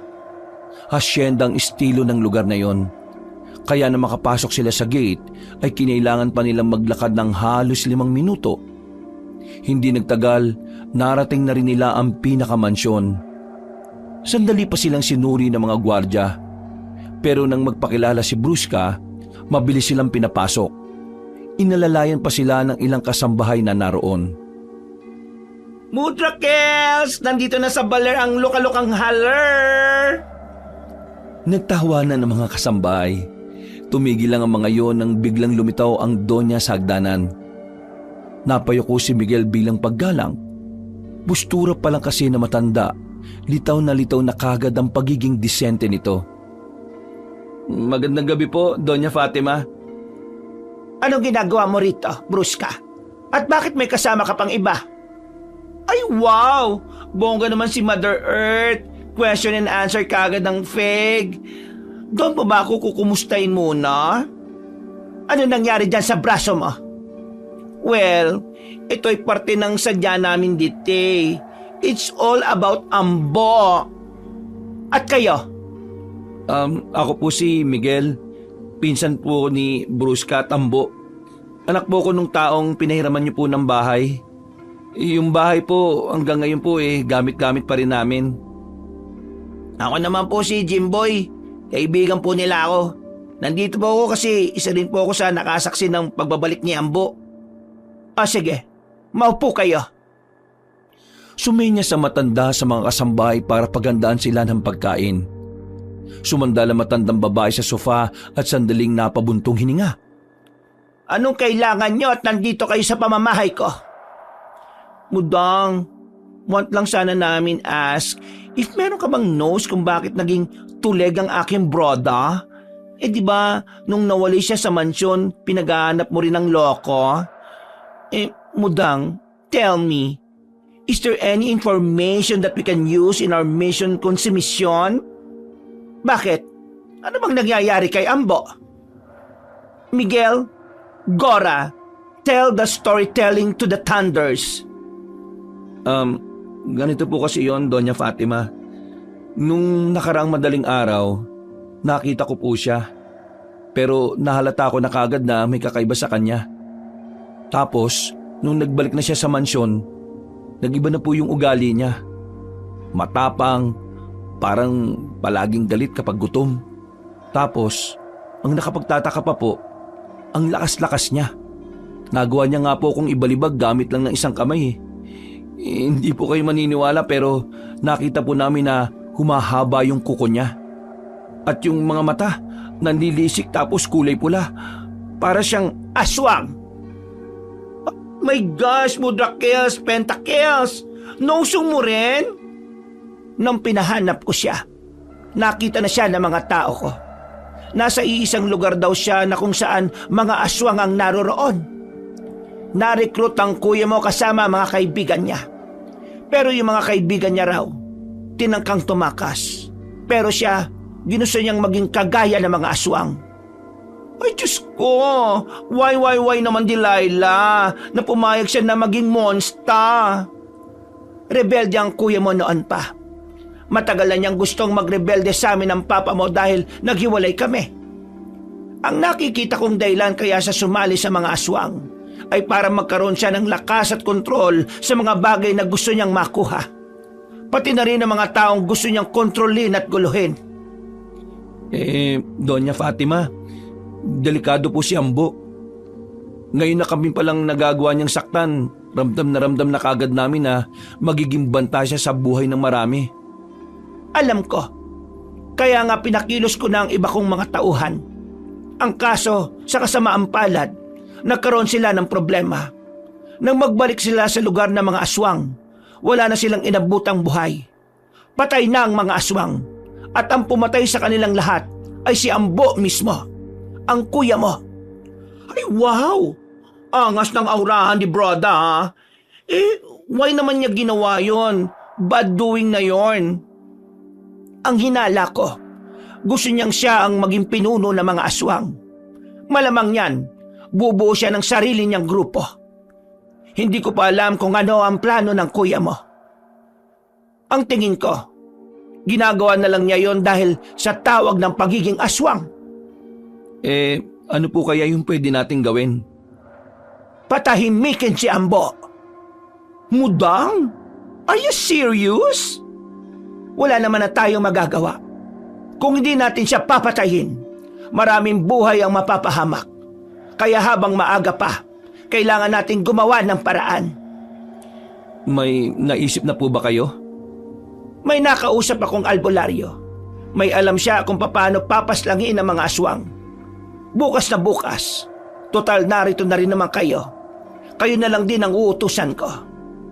Hindi ko na pwedeng utusan ng mga tao ko dahil kabisado na ng mga aswang ang amoy nila. Kabisado na rin naman po ni Ambo yung amoy namin Pero alam naman natin na yung mga kasama ni Ambo ay hindi kayo kilala. At si Ambo ay sa mansyon lang naman palagi. Ibibigay ko sa inyo ang lugar kung saan niyo matatagpuan ang albularyo. Nakakatinginan ng tatlo ng mga sandaling yon. Nararamdaman na ni Miguel ang kaba. Alam niya na dito na magsisimula ang hakbang na gagawin nila laban kay Ambo. Pagkatapos ng pag-uusap na yon, lumabas na rin sila ng asyenda. Iniatid naman sila pero hanggang gate lang. Noong mga sandaling yon, kailangan nilang maglakad kahit na may kadiliman na. Malayo-layo ang kanilang lalakarin dahil walang dumadaan na tricycle. Scared pala, Akesh. Natatakot ka? Saan? Scared, Akesh, sa aura natin kontra Ambo and friends. What can I do? Syukla, Akesh. Lantang Pepay. Mainang bakla. Becky lang, Akesh eh. Wala, Akesh, kayang gawin. Baka maging heavy stone na pabigat lang, Akesh, sa inyo. Sinasabi mo ba yung mga yan kasi iniisip mo na ang dahilan bakla ka? Tumpak! Pak na pak! Kurak! Hindi mo dapat minamalit ang pagiging bakla mo, Bruska. Oo, bakla ka. Dapat ikaw ang unang magtataas sa sarili mo. Dahil alam mo naman na marami mga tao ang may ayaw sa mga kagaya mo. Pero hindi ka basta bakla lang, no? May purpose ka sa buhay. At hindi porke bakla ka, wala kang kayang gawin. Ito ang tatandaan mo Bruska, minsan mas lalaki pa sa lalaki ang mga bakla. Maraming pagkakataon na mas nagpapakita pa ng tapang ang mga kagaya mo kaysa sa ibang lalaki na malalaki nga ang katawan, malalaki ang mga boses, pero wala rin naman. Kasi yun ang laging saying ni Pudrakel sa Akesh na ako backlush, kaya walay akong silbi. Hindi raw useful ang beautiful girl na kagaya Kesh. Ano mo, ever since mag-break ang Pudang at Mudang, tingin sa akin ni Pader isang salot, malas, baklang walang future, basura, patupon ng life, at higit sa lahat, don't niya raw ako naging anakish. Walay raw siyang anakis na bading. Kaya yon, when I look sa mirror on the wall, lagi kong nare-remember mga masasakit niyang reminders. Hindi totoo lahat ng sinabi niya. Ano ka ba? Alam mo, minsan sa buhay natin, mas kailangan lang talaga nating tanggapin ang sarili natin. Kasi kung tayo, hindi natin kayang tanggapin ang sarili natin, mas madali na para sa iba na hindi rin tayo tanggapin. Sa sarili natin nagsisimula ang pagtanggap. At kapag ginawa natin yun sa sarili natin, lahat ng para sa iba ay kahinaan natin. Lahat ng para sa iba na kahinaan natin, yun ang magiging kalakasan natin. Kaya huwag mong sabihin na wala kang kayang gawin. Meron kang kayang gawin. Ang kailangan mo lang unahin ay tanggapin ang sarili mo. At kapag nagawa mo yon, nakakasiguro ako na mas marami ka pang kayang isipin at gawin kaysa sa amin. Tama si Miguel, Bruska. Kung sisimulan mong hindi pansinin yung masasamang sinasabi ng iba at itutuon mo yung atensyon mo sa pagpapaunlad sa sarili mo at pagtanggap sa sarili mo at pagmamahal sa kung ano ka, mas kagaan ang pakiramdam mo. Mas gaganaan ka sa buhay. Isa pa, wag mo na intindihin yung papa mo. Si Don Baron, buwang yun narito naman kami at tanggap na tanggap ka namin. Oh my God! Oh my God! Oh my God! True ba ite? Diyos ko, gusto ko na yata mag-cry. Thank you, super duper You know what mga boylet? Sa mga sayings nyo, super gumaan ang feelings ng baklang to. Maraming thank you talaga. Tatandaan ko mga sinabi nyo mga box. Yan ang gusto ko sa'yo. Nakangiti nilang tinapos ang kanilang pag-uusap. Nang makarating na sila sa kanilang lugar ay agad na rin silang naghiwalay sa kanto. Tinahak na ni Miguel ang daan patungo sa bahay ni Mang Loloy. Nang makarating siya roon ay sakto namang gising pa ang matanda. Meron itong inilalagang karne kaya sinamahan na muna niya ito saglit. Si Jepoy, nakatulog na maaga kanina. Napagod ba na makakalaro dito? Inawa ba naman kabayo yung mga kambing ko eh? Mabuti naman po kung ganon. Maraming salamat po, Mang Loloy ha. Kumusta naman ang lakad mo, Miguel? Ayun po, nakausap na po namin si Doña Fatima. Asawa ni Don Baron. Alam niya yung tungkol sa nangyayari kay Ambo. Ano naman ang sabi ng matandang yon? Ang sabi niya patayin daw si Ambo. Yun ang kaisa-isang paraan na alam niya para hindi makaperwisyo yung anak niya. Nakakahanga talaga yung matandang yon. Matapang. Kahit sarili niyang anak kapag alam niyang mali, hindi niya pinalalagpas. Bakit po? Kilala niyo po ba siya dati? Nagtrabaho ako sa asyenda nila nung araw. Dalaga pa yan. Matapang at estrikto talaga yan. At nang tumanda na, nababalitaan ko pa rin niya na wala talagang inuurugan. Ang hindi ko lang maintindihan bakit hindi niya palagan itong si Don Baron nung naghiwalay sila. Ang balita ko maraming ginagawang kalokohan itong si Don Baron Baka dahil na rin siguro sa mga anak nila.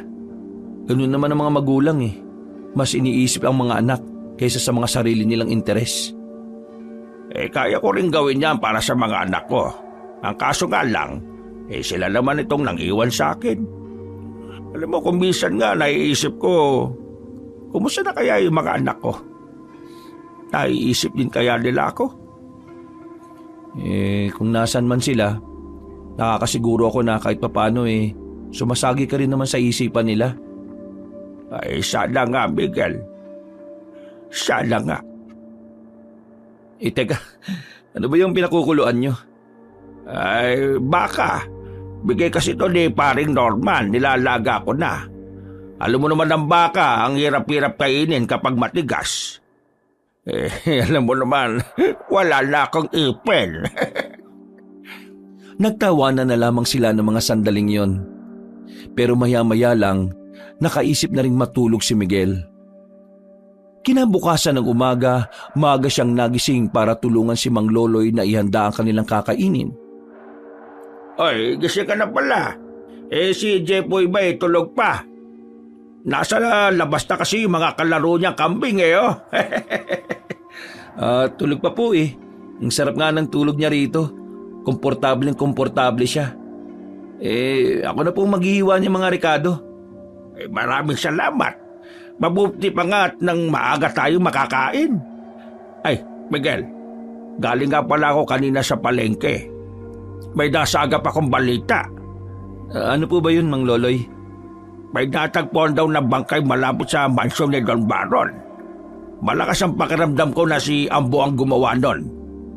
Yung pagkakalarawan kasi ng mga tao si Ambo kagad ang unang pumasok sa isip ko Anong sabi po ng pamunuan natin? Wala. Di ko mambibig. Takot Hindi nila yata kaya si Don Baron at parang natatakot na rin ang mga tao kay Ambo. May ilan na nga sa mga residente na nagsasabing parang aswang si Ambo May naghihinala na rin sa kanya. Hindi na talaga magandang naidudulot ni Ambo. Sa lalo madaling panahon, kailangan na siya mapigilan kung ano man ang binabalak niya. Basta, ito lang ang sasabihin ko sa iyo, Miguel. Kailangan natin maging maingat sa mga galaw natin.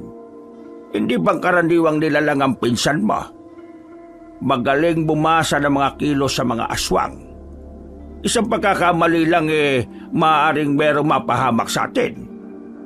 Hindi po ako nakakalimot sa mga kaya niyang gawin. Tatandaan ko po mga sinasabi ninyo. Isang malalim na paghinga ang nagawa ni Miguel. Pero aminado siya na sa mga nangyayari, unti-unti na ring nasisira ang sistema ng katatagan niya. Para bang nilalamon siya ng takot. Pero iniisip na lamang niya ang kanyang nakababatang kapatid. Si Jepoy ang pinakadahilan kung bakit ginagawa niya ang lahat ng yon. 2 araw pa ang nakalipas. Kinailangan ni Miguel na bumalik ng mansyon para magtrabaho. Napagtanto kasi nila na hindi sila basta-basta dapat umalis dahil pwedeng maginala sa kanila si Ambo. Kaya naman, kahit na alam nilang delikado, nagtungo pa rin sila roon para magtrabaho. Pre, kanina nakita ko si Ambo. Galing siya sa labas. Tapos pagbalik niya may mga kasama na siya. Nakita mo na ba yung mga kasama niya? Nandun sa loob. May mga kasama siya? Anong itsura ng mga kasama niya? Pre, kagaya niya, mapuputla rin. At ang iba, namumula rin ng mga mata. Hindi kaya dinadala na niya rito yung mga kasamahan niya? Yung ginawa niyang grupo ng mga aswang? Walang niyang buhay to. May kademonyoan yatang mangyayari kapag mas dumami pa sila sa mansyon. Tingin ko, kailangan natin makausap si Tito. Kailangan natin siyang makumbinsi na hindi na si Ambo gaya ng dati. Nako, kalokohan niyang gagawin mo, pre. Mas lalo ka lang mapapahamak. Kailan ka ba pinakinggan ng tiyo mo? Di ba kahit na kailan, hindi naman naniwala sa'yo yung matandang yun? Ay, kung sa bagay, may tama ka naman. Maya-maya, may narinig silang sigawan ng mga babaeng kasambahay. Naalarma ang magkaibigan ng marinig nila ang mga sigawan na yon. Sandali nilang binitiwan ng kanilang mga hawak na gamit. Pasimple silang sumilip sa mansyon. At doon nakita nilang nagtakbuhan ng mga kasambahay palabas. Takot na takot ang mga yon. Base sa mukha ng mga kasambahay, parang nakakita ang mga yon ng hindi pangkaraniwan. Hoy! Saan kayo pupunta, ha? Ambo, ano bang ginagawa mo sa mga kasambahay natin? Papa, huwag ka na magkunwari na may malasakit ka sa kanila. Dahil ang totoo, basura lang din naman ang tingin mo sa kanila. Oo nga, tama ka naman. Pero ang inaalala ko, ikaw, paano kung magsumbong ang mga yon sa kung sino-sino at papag-initan ka na naman dyan? Natatakot ka ba sa kanila, Papa? Hindi ba sinabi ko na sa inyo kung ano ako at kung ano ang kaya kong gawin? Hindi nila ako kakayanin. Lalo na ngayon, unti-unti ko nang nabubuo ang samahan na pinaplano ko. Yung bang mga kasama mo, mga kagaya mo rin ba sila? Tama ka, Papa. Kagaya ko nga rin sila. At dadami pa yan sila dito. Itong mansyon, ito ang magiging lungga namin. Anak, tanggap kita kung ano ka pa. Pero hindi naman maganda na dito mo sila dadalhin.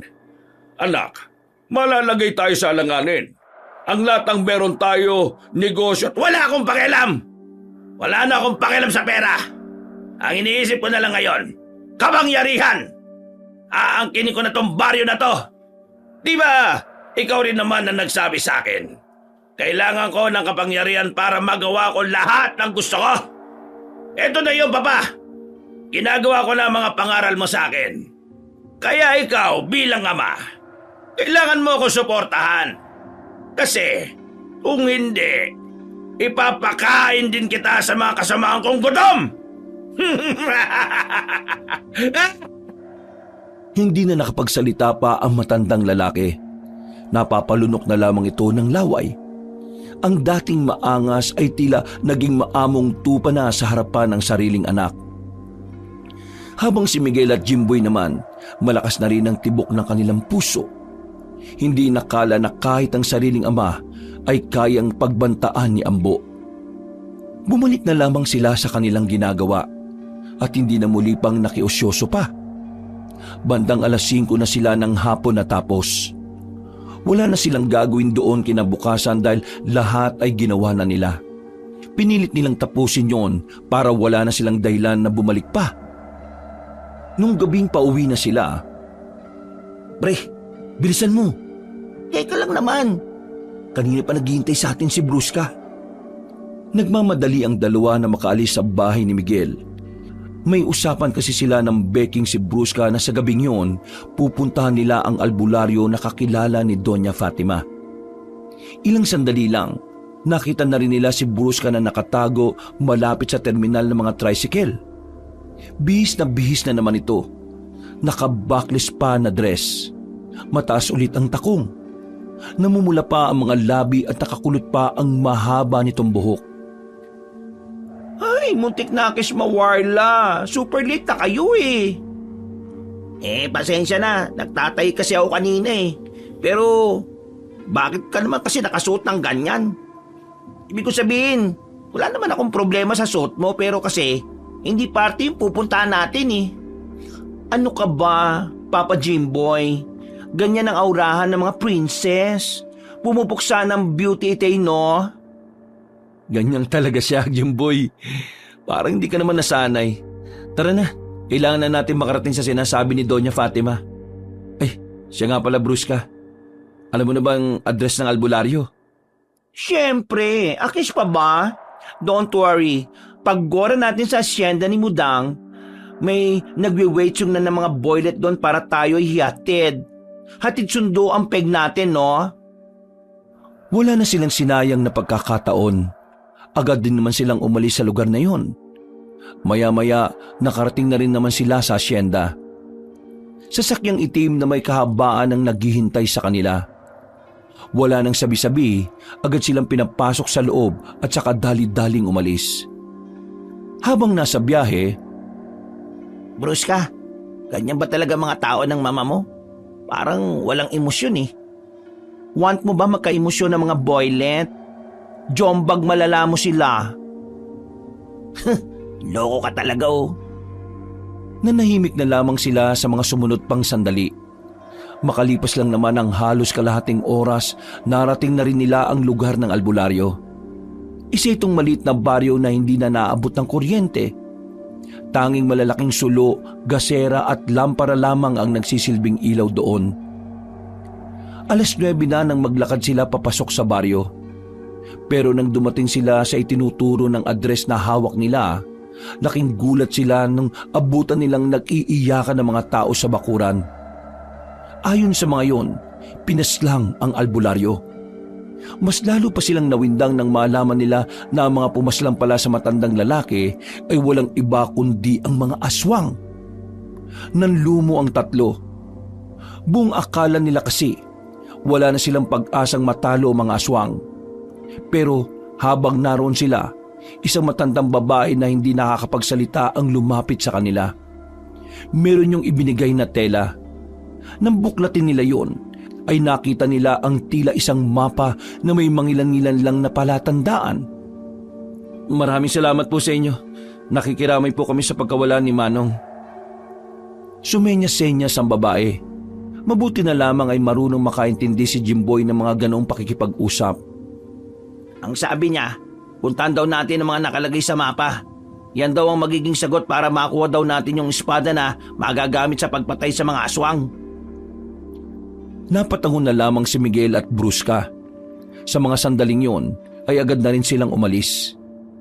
Malungkot man dahil wala silang inabutan na albularyo, pero sa kabilang banda ay nabuhayan pa rin sila ng loob. Pupuntahan na ba natin to ngayon? Mas maganda nga sana kung ngayon.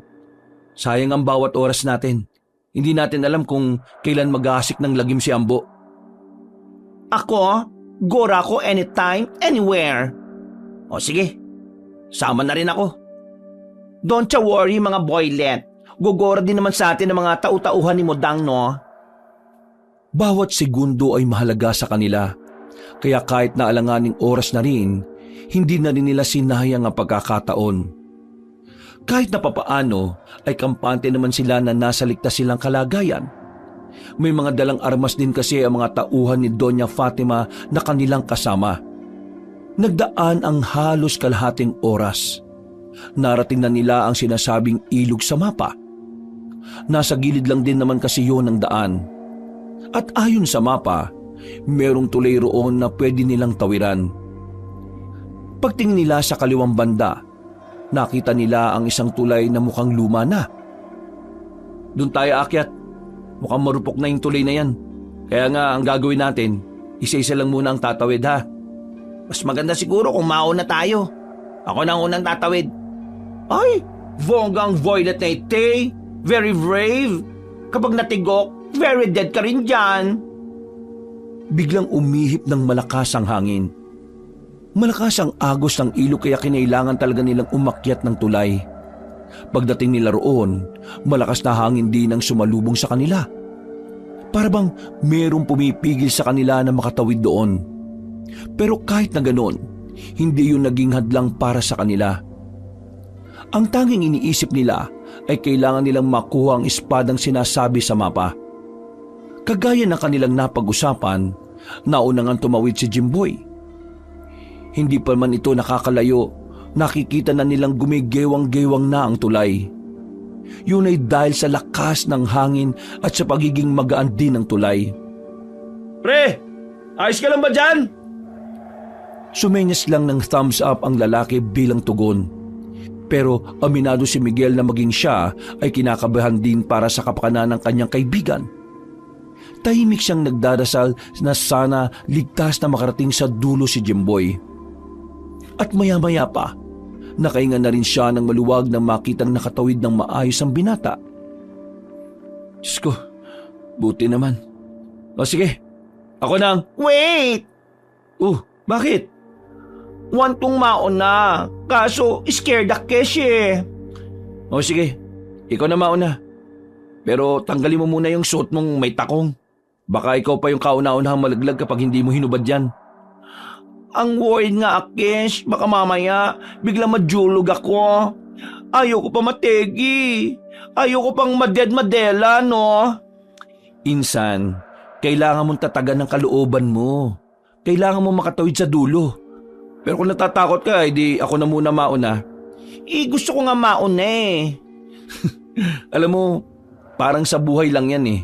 Kapag meron tayong agam-agam sa sarili natin, wag na natin gawin kaagad. Huwag tayong magmadali. Kailangan natin maging malinaw ang kaisipan natin. Kung natatakot ka na baka magkamali ka, di pag-isipan mo mabuti. Pagnilayan. May mga pagkakataon sa buhay natin na hindi natin kailangan makipag-unahan. Ika nga nila, hindi naman talaga karera ang buhay eh. Hindi mo kailangan makipag-unahan. Ang mahalaga, marating mo rin kung ano yung narating ng iba. Kagaya ngayon, kung hindi mo pa kaya, paunahin mo muna yung iba. Gawin mong inspirasyon yung mga taong nauna sa'yo sa kung ano man ang gusto mong maabot. Tinapik-tapik pa ni Miguel ang kanyang pinsan sa balikat. Gumilid na rin si Brusca. Hinanda naman ni Miguel ang kanyang sarili at nagsimula na rin siyang tumawid. Gumigewang ang tulay. Lumalakas pa ang hangin. Pero nanatiling matatag ang lalaking si Miguel. Nakahawak lang siya sa lubid. Maigpit ang pagkapit niya. Kagaya ng kung papaano siya kumapit sa mga kaunting pag-asa na meron siya sa buhay. Halos 2 minuto lang ang nakalipas, nakarating na rin siya sa dulo. Kasama ni Jimboy. Galing mo pre, mas mabilis ka pa sa akin ah. Paano, napag-aralan ko kung paano yung ginawa mo, di mas napag-usayan ko na. Ang inaalala ko, si Brusca. Akala ko ba kanina kaya niya. Kaya naman niya.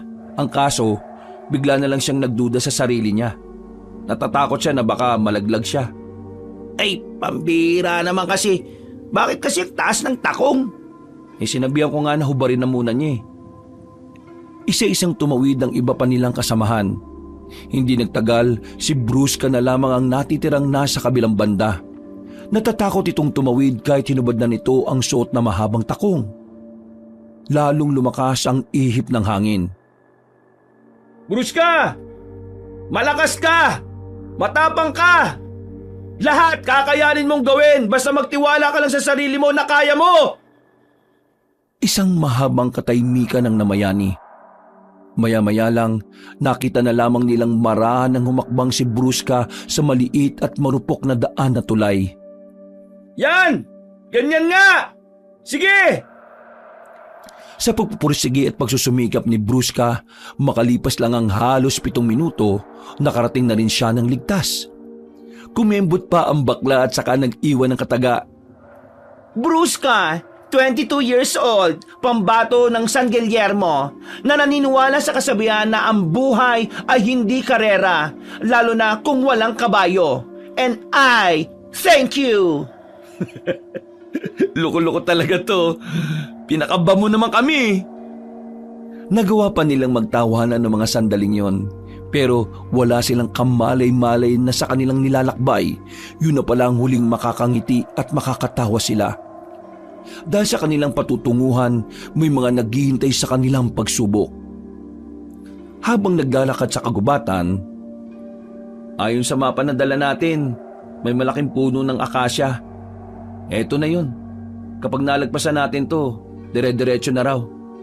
Pero ano bang ibig sabihin ng mga ekis-ekis na to sa gilid? Tingin ko, yan yung mga dapat nating iwasan. Kung ganun, ibig sabihin lang nito may posibilidad na mapalaban tayo. Hindi natin alam kung ano ang makakalaban natin. Pwedeng aswang. Pwede rin namang mga rebelde na gumagala sa mga ganitong oras. Ay, Diyos ko naman, ang scary na naman ni Tay. Nalagpasan na nila ang punong akasya. Nagmamadali na nilang tinahak ang daan.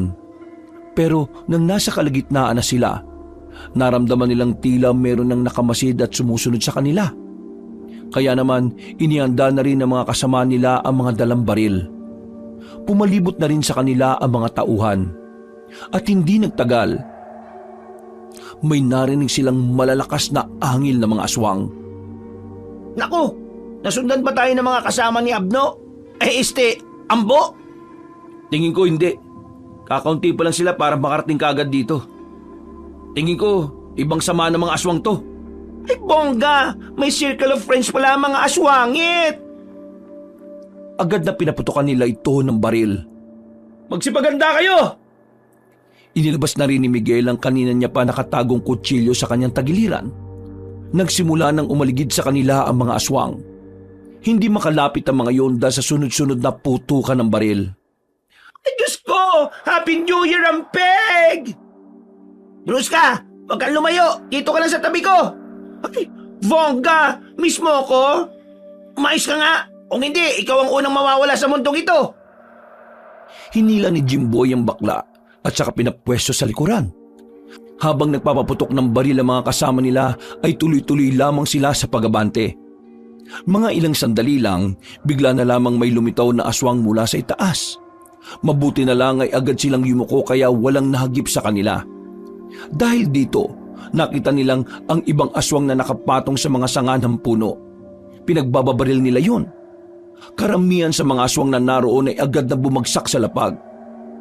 Loko! There's the sword! Nakabaon sa bato! Sana all may baon! Malapit na tayo mga kasama. Kaunting tis na lang. Pero bago sila makarating doon, mas lalong naging komplikado sa kanila ang mga sandali. Mas naging agresibo ang mga aswang. Para silang mga gutom na gutom. Tingin ko, pinipigilan talaga nila tayo makalapit sa espada. E anong gagawin natin ngayon? Mga kasama, walang titigil sa pagpapaputok. Kailangan namin makarating agad doon. Bruce ka, Jimboy, sabayan niyo ako. Sinamantala nila ang pagkakataon.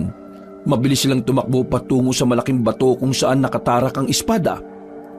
Dali-dali naman din silang umakyat doon. Hahawakan na sana ni Miguel ang espada para bunutin pero bigla na lamang may lumitaw na aswang. Mas inuna niya muna itong kalabanin at pinaubayan na lamang ang pagkuha sa sandata. Jimboy, bunutin mo ang espada. Ako nang bahala rito. Nagmamadali si Jimboy na umakyat. Pero nang hawakan na ni Jimboy ang espada, laking gulat nito nang bigla itong nakaramdam ng pagkapaso. Aray! Hindi ko mabunot! Napaso ako, ang init! Ha? Napaso ako! Walang ya. Bruce ka, ikaw ang bumunot, dali. Why me? Huwag ka na magtanong, bilisan mo. Di Gora! Nang hawakan ni Brusca ang espada, nagulat si Miguel nang walang kahirap-hirap na nabunot ni Brusca ang sandata mula sa malaking bato. Pagkabunot, bigla itong nagliwanag na naging sila rin ay nasilaw. Ay! Taray! Pikan lang ang peg ng espadang itay! Sa hindi nila malaman na dahilan, biglang nawala ang mga aswang sa paligid nila. Tila ba natakot na ang mga yon? Agad din namang nilapitan ni Miguel ang kanyang pinsan. Sinubukan niyang hawakan ng espada pero maging siya ay napaso rin. Tanging si Brusca lamang ang hindi napapaso kapag ginahawakan yon. Brusca, tingin ko, ikaw talaga ang nagmamay-ari niyan. What? Itong beauty ko na itay? Magiging warrior? Ikaw siguro nakatakdang tatalo sa sarili mo, kapatid, Brusca. Hindi nakapagsalita ang Becky ng mga sandaling yon. Napapaisip din kasi ito kung bakit kasi sa dinami-rami nilang nagtungo roon, siya pa ang pinili ng sandatang yon. Pero ganun pa man, nagpasalamat na lamang sila dahil sa wakas, meron na silang panlaban sa puwersa na binubuo ni Ambo. Nagmamadali silang makaalis at nang makabalik na sila sa asyenda ni Doña Fatima, kahit ang matandang babae rin ay hindi rin makapaniwala. Pagbukas ng malaking pinto, "Mudang! Luko! Swing-swing ang espada ng binibining karengkeng!" "Anong nangyari?" "Doña Fatima, si Brusca lang po ang nag-iisang may kakayahan na makahawak ng espadang yan. Lahat kami napapaso. Isa lang po ang ibig sabihin nun. Si Brusca po ang nakatakdang pumaslang sa kuya niya." Halatang bumakas din ang lungkot sa mukha ng Donya. Hindi naman ito naawa kay Ambo. Mas naawa ito kay Brusca. Noon pa man kasi, alam ni Doña Fatima na talagang malapit sa isa't isa si Ambo at Brusca. Ito ang madalas magkalaro ng mga bata pa ito. Kaya naman, iniisip ng Donya na masasaktan si Brusca sa magiging papel nito sa laban na iyon. "Bakit naman sa lahat pa? Ikaw pa?" "Bakit, Mudang? Dahil ba ako ay baklita at bawal na ako maging superhero?" "Hindi naman sa ganon. Hindi ito tungkol sa kasarian mo. Tungkol ito sa relasyon mo sa kuya mo. Alam kong mahal mo pa rin si Ambo kahit na nagkaganon na siya. Kaya naman, Mudang! Knows ko ang meaning mo. Don't you worry. Before to mangyayari, Modang Kes, ready ng aking heart at utak sa pwedeng maging ganap sa battle na ite. Kaya, don't worry, Modang Kes. Kayang-kaya ng beauty ko ite." Wala nang nagawa pa ang matandang babae na si Fatima. Pumayag na lamang ito kahit nalabag sa kalooban niya na magpatayan ng kanyang dalawang anak. Pero wala rin naman itong magagawa. Yun lamang din ang tanging paraan para matalo nila ang binabalak na kasamaan ni Ambo. Noong mga sandaling yon, walang kamalay-malay si Miguel na meron palang naghihintay sa kanyang masamang balita. Magkasama sila ni Jimboy papauwi sa bahay ni Mang Loloy. Pero kakaiba ang pakiramdam ng binata. Mang Loloy? Jepoy? Nasaan kayo? Nang makasilip na sila sa loob ng bahay, nakita nila ang ibang gamit na nakakalat. Sa puntong ito, kinutuban na sila na masama. Laking gulat na lamang nila nang abutan nila kung ano ang nasa bahay. Nakahandusay si Mang Loloy sa sahig. Duguan ang buong katawan. Halos hindi na rin nila makilala ang mukha nito sa dami ng saksak. Ang tiyan naman, nakabuka rin. Wala ng laman loob. Nanlambot ang tuhod ni Miguel noong mga sandaling yon. Si Jimboy naman, napakapit na lamang sa gilid. Gulantang silang dalawa sa kanilang nasaksihan. Brutalang sinapit na matandang si Loloy. Kalunos-lunos at parabang talagang pinahirapan muna bago tuluyang pinaslang. "Gagi! Diyos ko naman!" Naiyak na lamang si Miguel sa mga pagkakataon na ito. Pero mas lalo siyang nabahala nang maalalang wala rin doon ng kanyang kapatid na si Jepoy. Umarangkada ang kanyang kaba. Otomatiko niyang tiningnan sa bawat sulok ng bahay ang bata. Pero wala siya roon. Si Jepoy! Wala si Jepoy! Magkasama sila ni Jepoy kanina eh! "Diyos ko! Wag naman sana napaamag si Jepoy!" Pinuntahan agad ni Miguel ang bata sa likod bahay. Nakahinga siya ng maluwag nang makitang naroon si Jepoy. Nakasiksik ang bata sa pagitan ng dalawang drum. Takot na takot, iyak ng iyak. Nanginginig pa ito nang lumapit sa binata. "Kuya, si Mang Loloy, pinatay po siya ng mga aswang. Nakita ko po si Kuya Ambo, kasama po nila. Pinatay nila si Lolo Loloy. Pinatay nila." Tana, narito na si Kuya. Hindi ka nila malalapitan. Huwag ka mag-alala, Jepoy. Ipagiganti natin si Mang Loloy. Nung gabing yun, tinawag na lamang nila Miguel ang mga pulis. Pinaliwanagan nila kung ano ang nangyari. Hindi man kumbinsido ang mga pulis sa kanilang kwento, pero iginalang pa rin ng mga yon ang nangyari. Kinuha ang bangkay na matanda at inaasang kinabukasan na ito may babalik. Hindi naman na makontak nila Miguel ang pamilya ni Mang Loloy. Kaya sila na lang ang nagdesisyon na ipakremate na lamang ang matanda. Hinagpis at puot ang nararamdaman ni Miguel. mas lalo pa siyang nagalit nang malaman niya na namatay ang matanda para protektahan ang kanyang kapatid. Nung hapong yon, Mang Loloy, huwag kayong mag-alala. Gagawa na kami ng paraan para mapuksa ang mga gumawa nito sa iyo. Gagawin namin ang lahat para makamit mo ang hustisya na para sa iyo. Inilapag ni Miguel ang maliit na banga sa harapan ng altar. Napangiti na lamang siya ng pilit. Pero sobrang nalulungkot siya sa nangyari. Kahit na hindi naman nila kaano-ano ang matanda, parang itinuring na rin nila itong ama. Ano nang gagawin natin ngayon?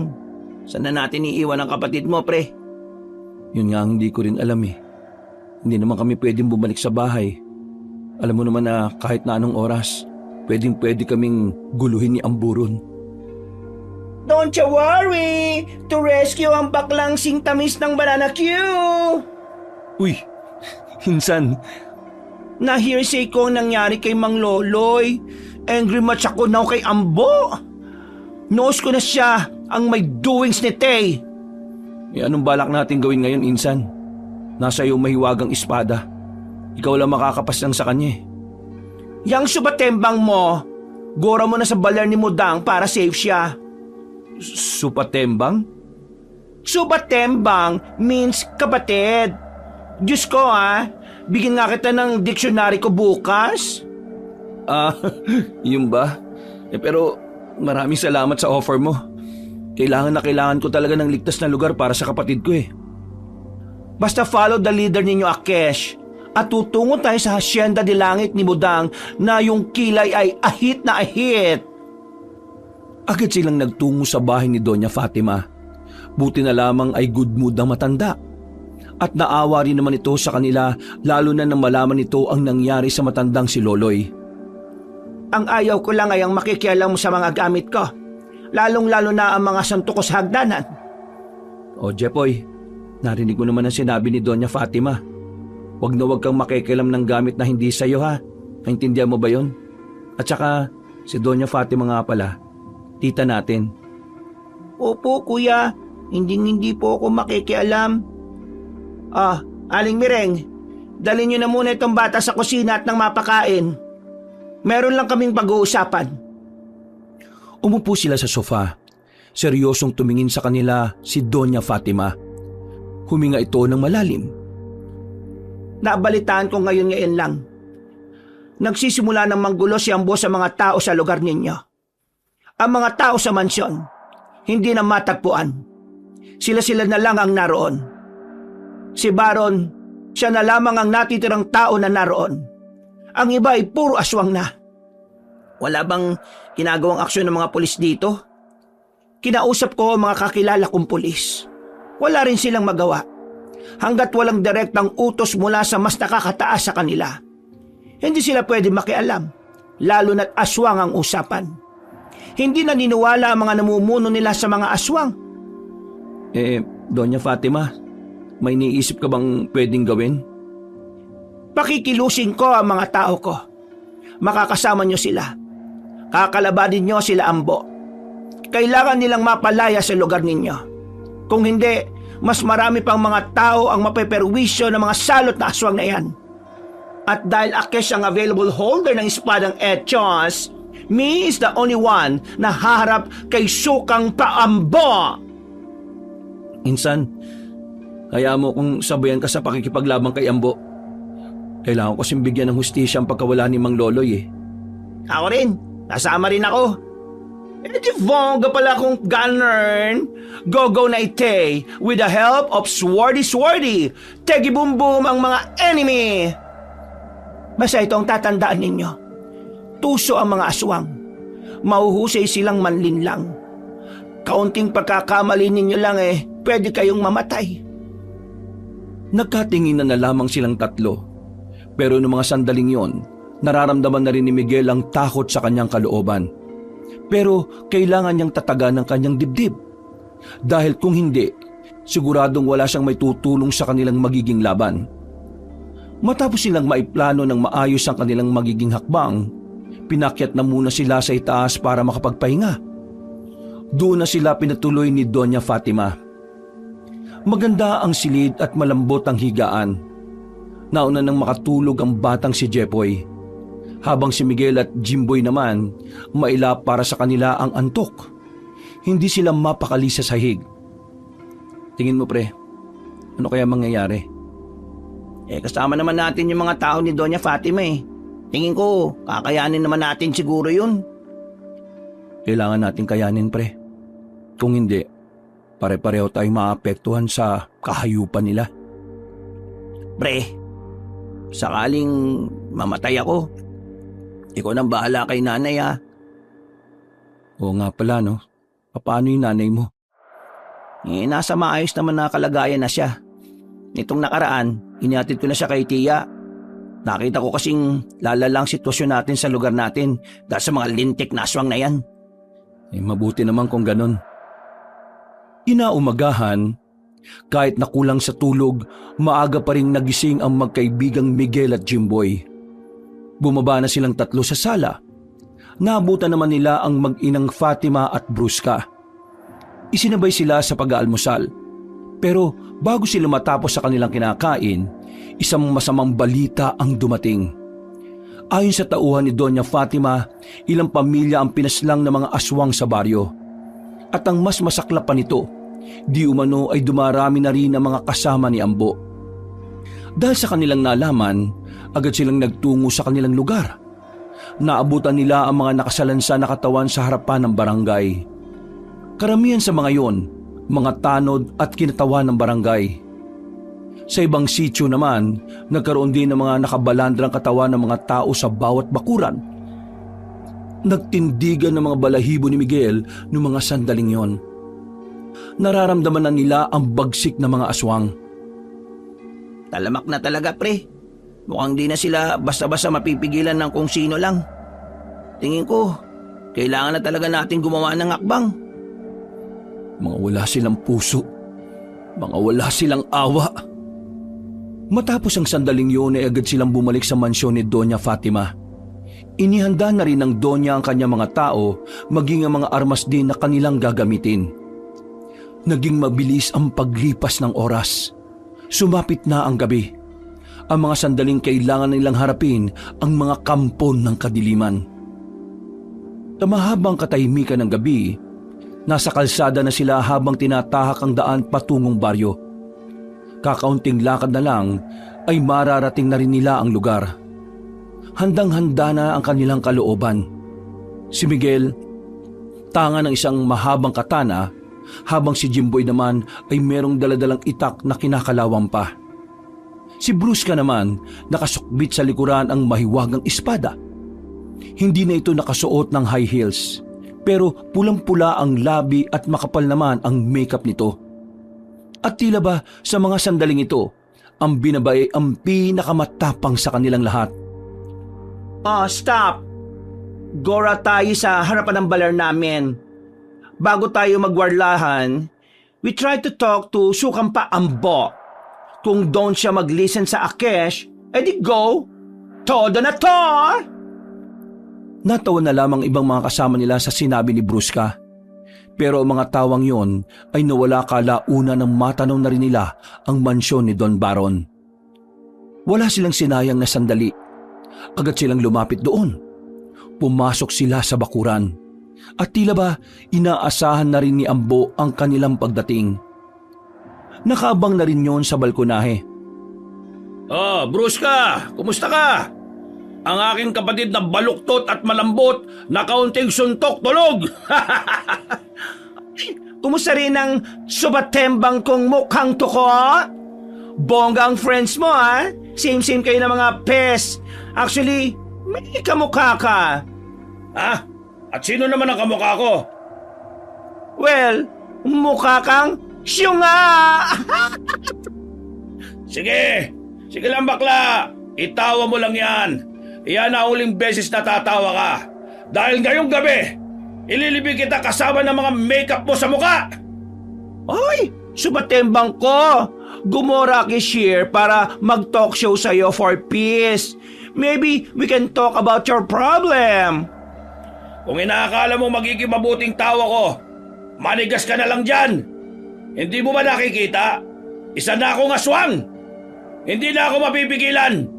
Habang tumatagal, sumasarap ang pagiging aswang ko! Masarap ang karne ng tao!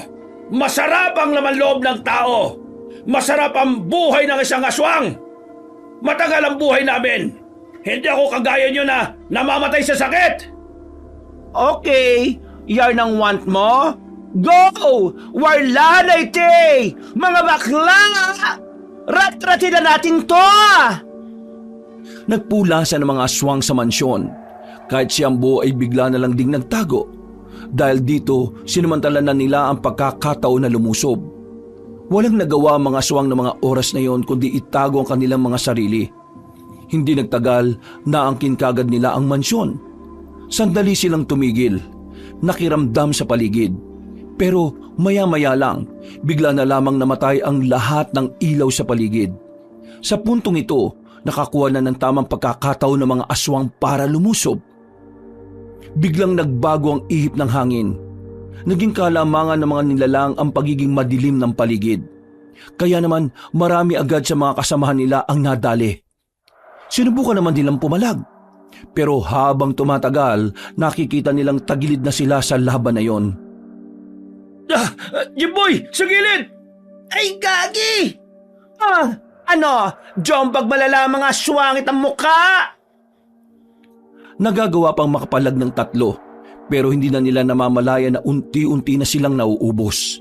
Kaya naman nakaisip si Jimboy ng pagkakataon sa mga oras na ito. Bigla itong tumakbo papasok ng mansyon. Mabuti na lang ay alam nito kung saan nakalagay ang pinakakuntador ng buong bahay. Pag-angat nito ng kuntador ay nakita na lamang ni Brusca at Miguel ang mga kasama nilang nakahandusay.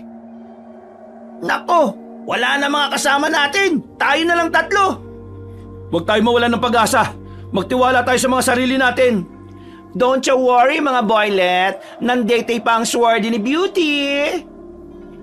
Biglang lumusob ang mga aswang. Balak na silang dumugi ng mga yon. Pero nang itaas ni Brusca ang espada, nagkaroon ng malakas na liwanag. Kapangyarihan ng bading! Sige na at magningning! Winasiwas ni Brusca ng malakas ang espada. Sa isang iglap lang, bumulagta na ang mga kasamang aswang ni Ambo. Hindi makapaniwala ang binatang aswang. Nanlalaki ang mga mata ni Ambo habang nanggagalaiti. Paano mo nagawa yung bakla? Paano mo napaslang ang mga kasama ko ng ganun lang kadali? Hindi na nagsayang ng oras si Miguel. Nauna na siyang lumusob at agad namang sumunod sa kanya si Jimboy. Habang si Brusca naman nanonood muna sa kaganapan. Para ito kay Mang Loloy! Tinaga ni Miguel si Ambo gamit ang katana nito. Tinamaan yun sa muka. Pero madali itong nakadistansya. Hindi din naman nagpahuli si Jimboy. Agad nitong sinundan ng taga sa tagiliran. Dahil doon ay parang hiningal ang aswang na si Ambo. Ano akala ninyo? Matatalo nyo kaagad ako ng ganito lang? Alam mo na hindi mo kakayanin ng espada ni Brusca. Kaya kung ako sa'yo, sumuko ka na lang. Binibigyan ka pa namin ng pagkakataon. Manahimik ka! Sino ka para utusan ako sa kung ano nararapat? Hardinero ka lang na isang duka! Huwag kang makisabat dito! Ganun. Di ka talaga mag-listen. Okay, di na lang din Akesh mag-talk. Walang ano-ano, tumakbo ang binabaing si Brusca. Hindi ito nagdalawang isip na hiwain ng aswang na yun sa dibdib. Dahil sa ginawa ni Brusca, agad na napaluhod ang kaliwang tuhod nito. At sa pagkakataong yun, tila umayos na rin ang pananalita ni Brusca dahil sa pagiging emosyonal. Mahal kita, kuya. Kagaya ng dati, walang nagbago sa pagmamahal ko sa'yo. Ikaw pa rin ang kuya ko na lagi kong kalaro noon. Ikaw pa rin ang kuya ko na nagtanggol sa akin sa mga batang makukulit na tinutokso at binupuli ako. Pero iba na ngayon. Nagbago ka na. Hindi ko alam kung bakit ka nagkaganyan pero... Gusto mo malaman kung bakit ako nagkaganito? Sawang-sawa na ako sa buhay na kinagisnan natin. Sawa na akong sumunod sa mga utos.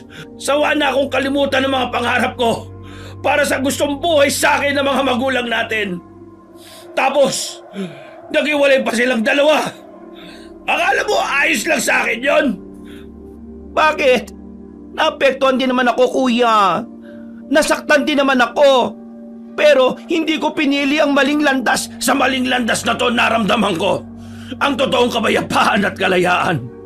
Sa tinahakong landas na ito, nagagawa ko mga gusto ko. Nagagawa ko lahat. Mga anak, kasalanan ko ang lahat. Ambo, ako ang may kasalanan kung bakit ka nagkaganyan. Napalingon silang lahat sa matandang bigla na lamang lumabas sa gilid. Kasalanan ko kung bakit nagbago ang pananaw mo sa buhay.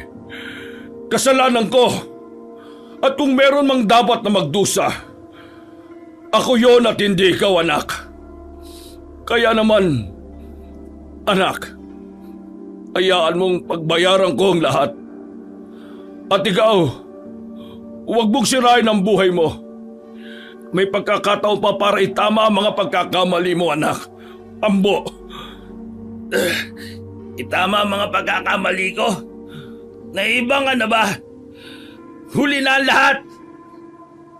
Kaya ngayon, ikaw ang una kong papaslangin! Dahil kasalanan mo lahat ng ito! Bigla na lamang lumundag ang aswang na si Ambo patungo sa matandang lalaki.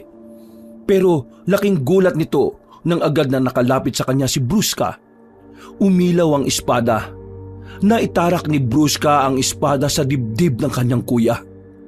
Nang hugutin niya yon, sumuka agad ng dugo si Ambo sa kanilang harapan.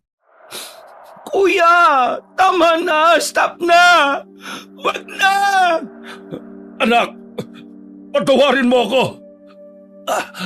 Hanggang dito na lang yata ako.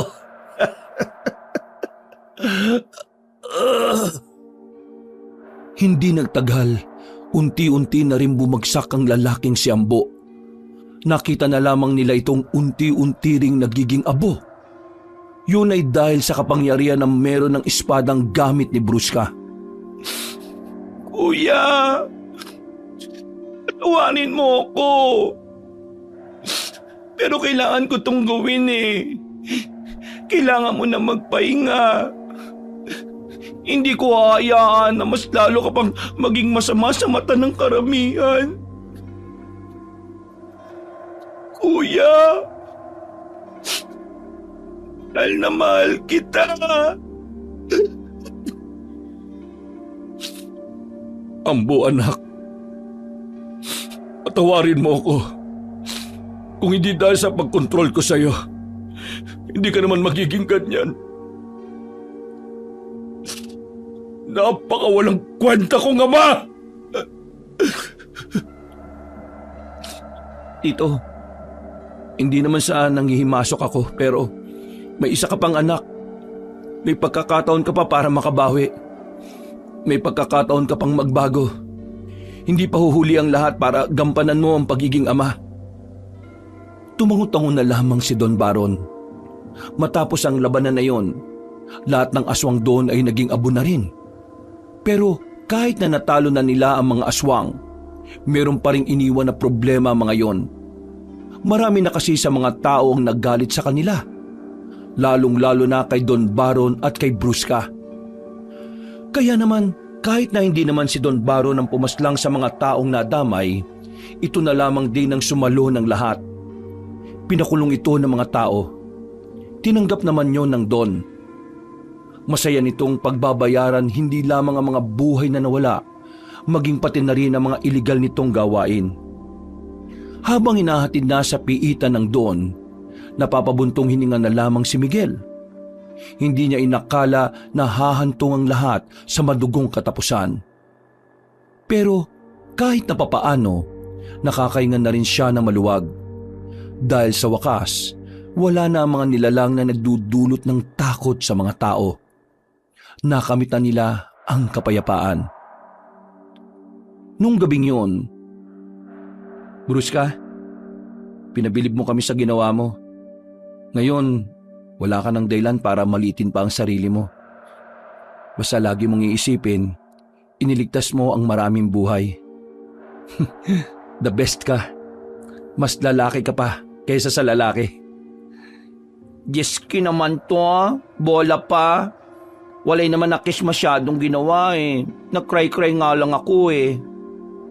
Ano na palang balak natin ngayon? Wala na yung mga aswang. Ako, mamamasukan ako kina Doña Fatima. Tapos, hahanap ako ng bago naming matitirhan ni Jepoy.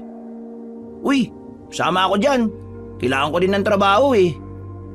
Ay, maganda yarn. Palagi na tayos na magkakasama.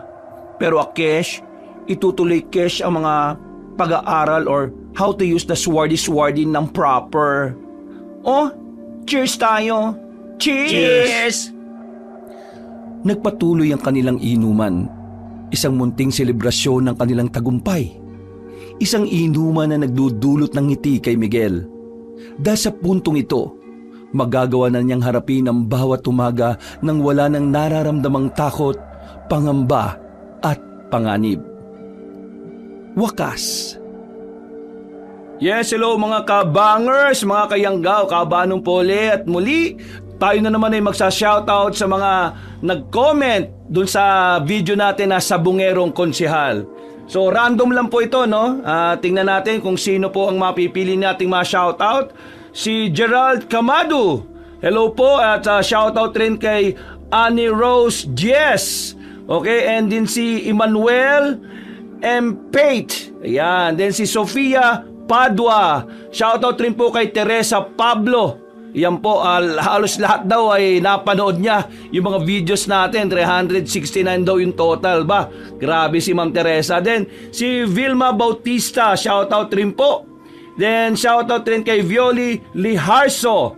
Yan, kay Jean Yakap. Shoutout rin po kay Luwina Silverio. Cora Estimadacion. Grabe. Then si Antipolo Irabon. Yan. And syempre shoutout rin po kay Marjorie Tongko Panon. Ayan. Then shoutout rin kay Brents Recto. Kay Mary Jane Duais. Kay Nestor Bauyon. Ayan. Shoutout po sa inyo. Then kay Roslyn Labajo. Kay Pangyaw Emmy. Shoutout rin kay Jesus Ramos. Yan, then siyempre kay Feliciano Peralta, shoutout po sa iyo. Then shoutout rin po kay Angeline Batikan from Taiwan. Okay, Ariel Leonino. Yan po, shoutout rin po kay Jovi Lambino, kay Jaywas Menpasite. Gis Menpasite. Grabe, ang hirap ng pangalan. Kay Berts Bouts. Kay Bouts ba ito? Kay Bouts yata. Nag-greet siya ng Eid Mubarak to all brother and sisters po ng mga Muslim po natin dyan. Shout out coming from Dubai, grabe. Then kay John Roniel Gallego, kay Aileen Baguio, shout out rin kay Evelyn Reyes, kay Pambansang Kulas, shout out po sa iyo. Then kay Nestor Bauyon, kay Paul John Encienzo. Yan, hello po. Shout out po kay Carmelita Marquina. Hello po kay Joanne Oclarit. Yan, then kay Paul John Encienzo. Ay, nabanggit ko na ito kanina. Then kay Franz Darwin Rivera. Ayan. Then, shout out rin kay Crystal Hen. Kay Marcel Ciprano. Yan, pa-shoutout po from Batangas kay Maricel Cipriano, kay Virgilio Jr., kay Jacel May, kay Bianca, and kay RJ. And last, si Rose Agudo. Hello, shoutout po sa inyo. And syempre, shoutout po sa dito po sa Philippines, ang pinakamalaki po daw na ayon sa analytics natin, ang pinakamarami po daw number 1 na nakikinig kay mga kwento ni Kabanong ay yung mga taga Quezon City. Shoutout po sa lahat ng mga taga Quezon City at shoutout din po yung pangalawa sa pinakamalaki ay ang Maynila. Okay, shoutout po sa lahat ng mga nakikinig sa atin sa Maynila. At ang sa ibang bansa naman ay grabe, sa Saudi ang nangunguna, mga taga Saudi Arabia ang nangunguna po na nakikinig sa ating channel. So shoutout po sa inyong lahat. So hanggang sa susunod po na video, sana po ay makinig at huwag kalimutan pong mag-comment para ma-shoutout po uli rin kayo. And syempre, don't forget us to subscribe sa mga hindi pa ho nakaka-subscribe sa atin pong channel. Maraming salamat po. Muli, ito po si Kabanong saying, God bless you all. I love you!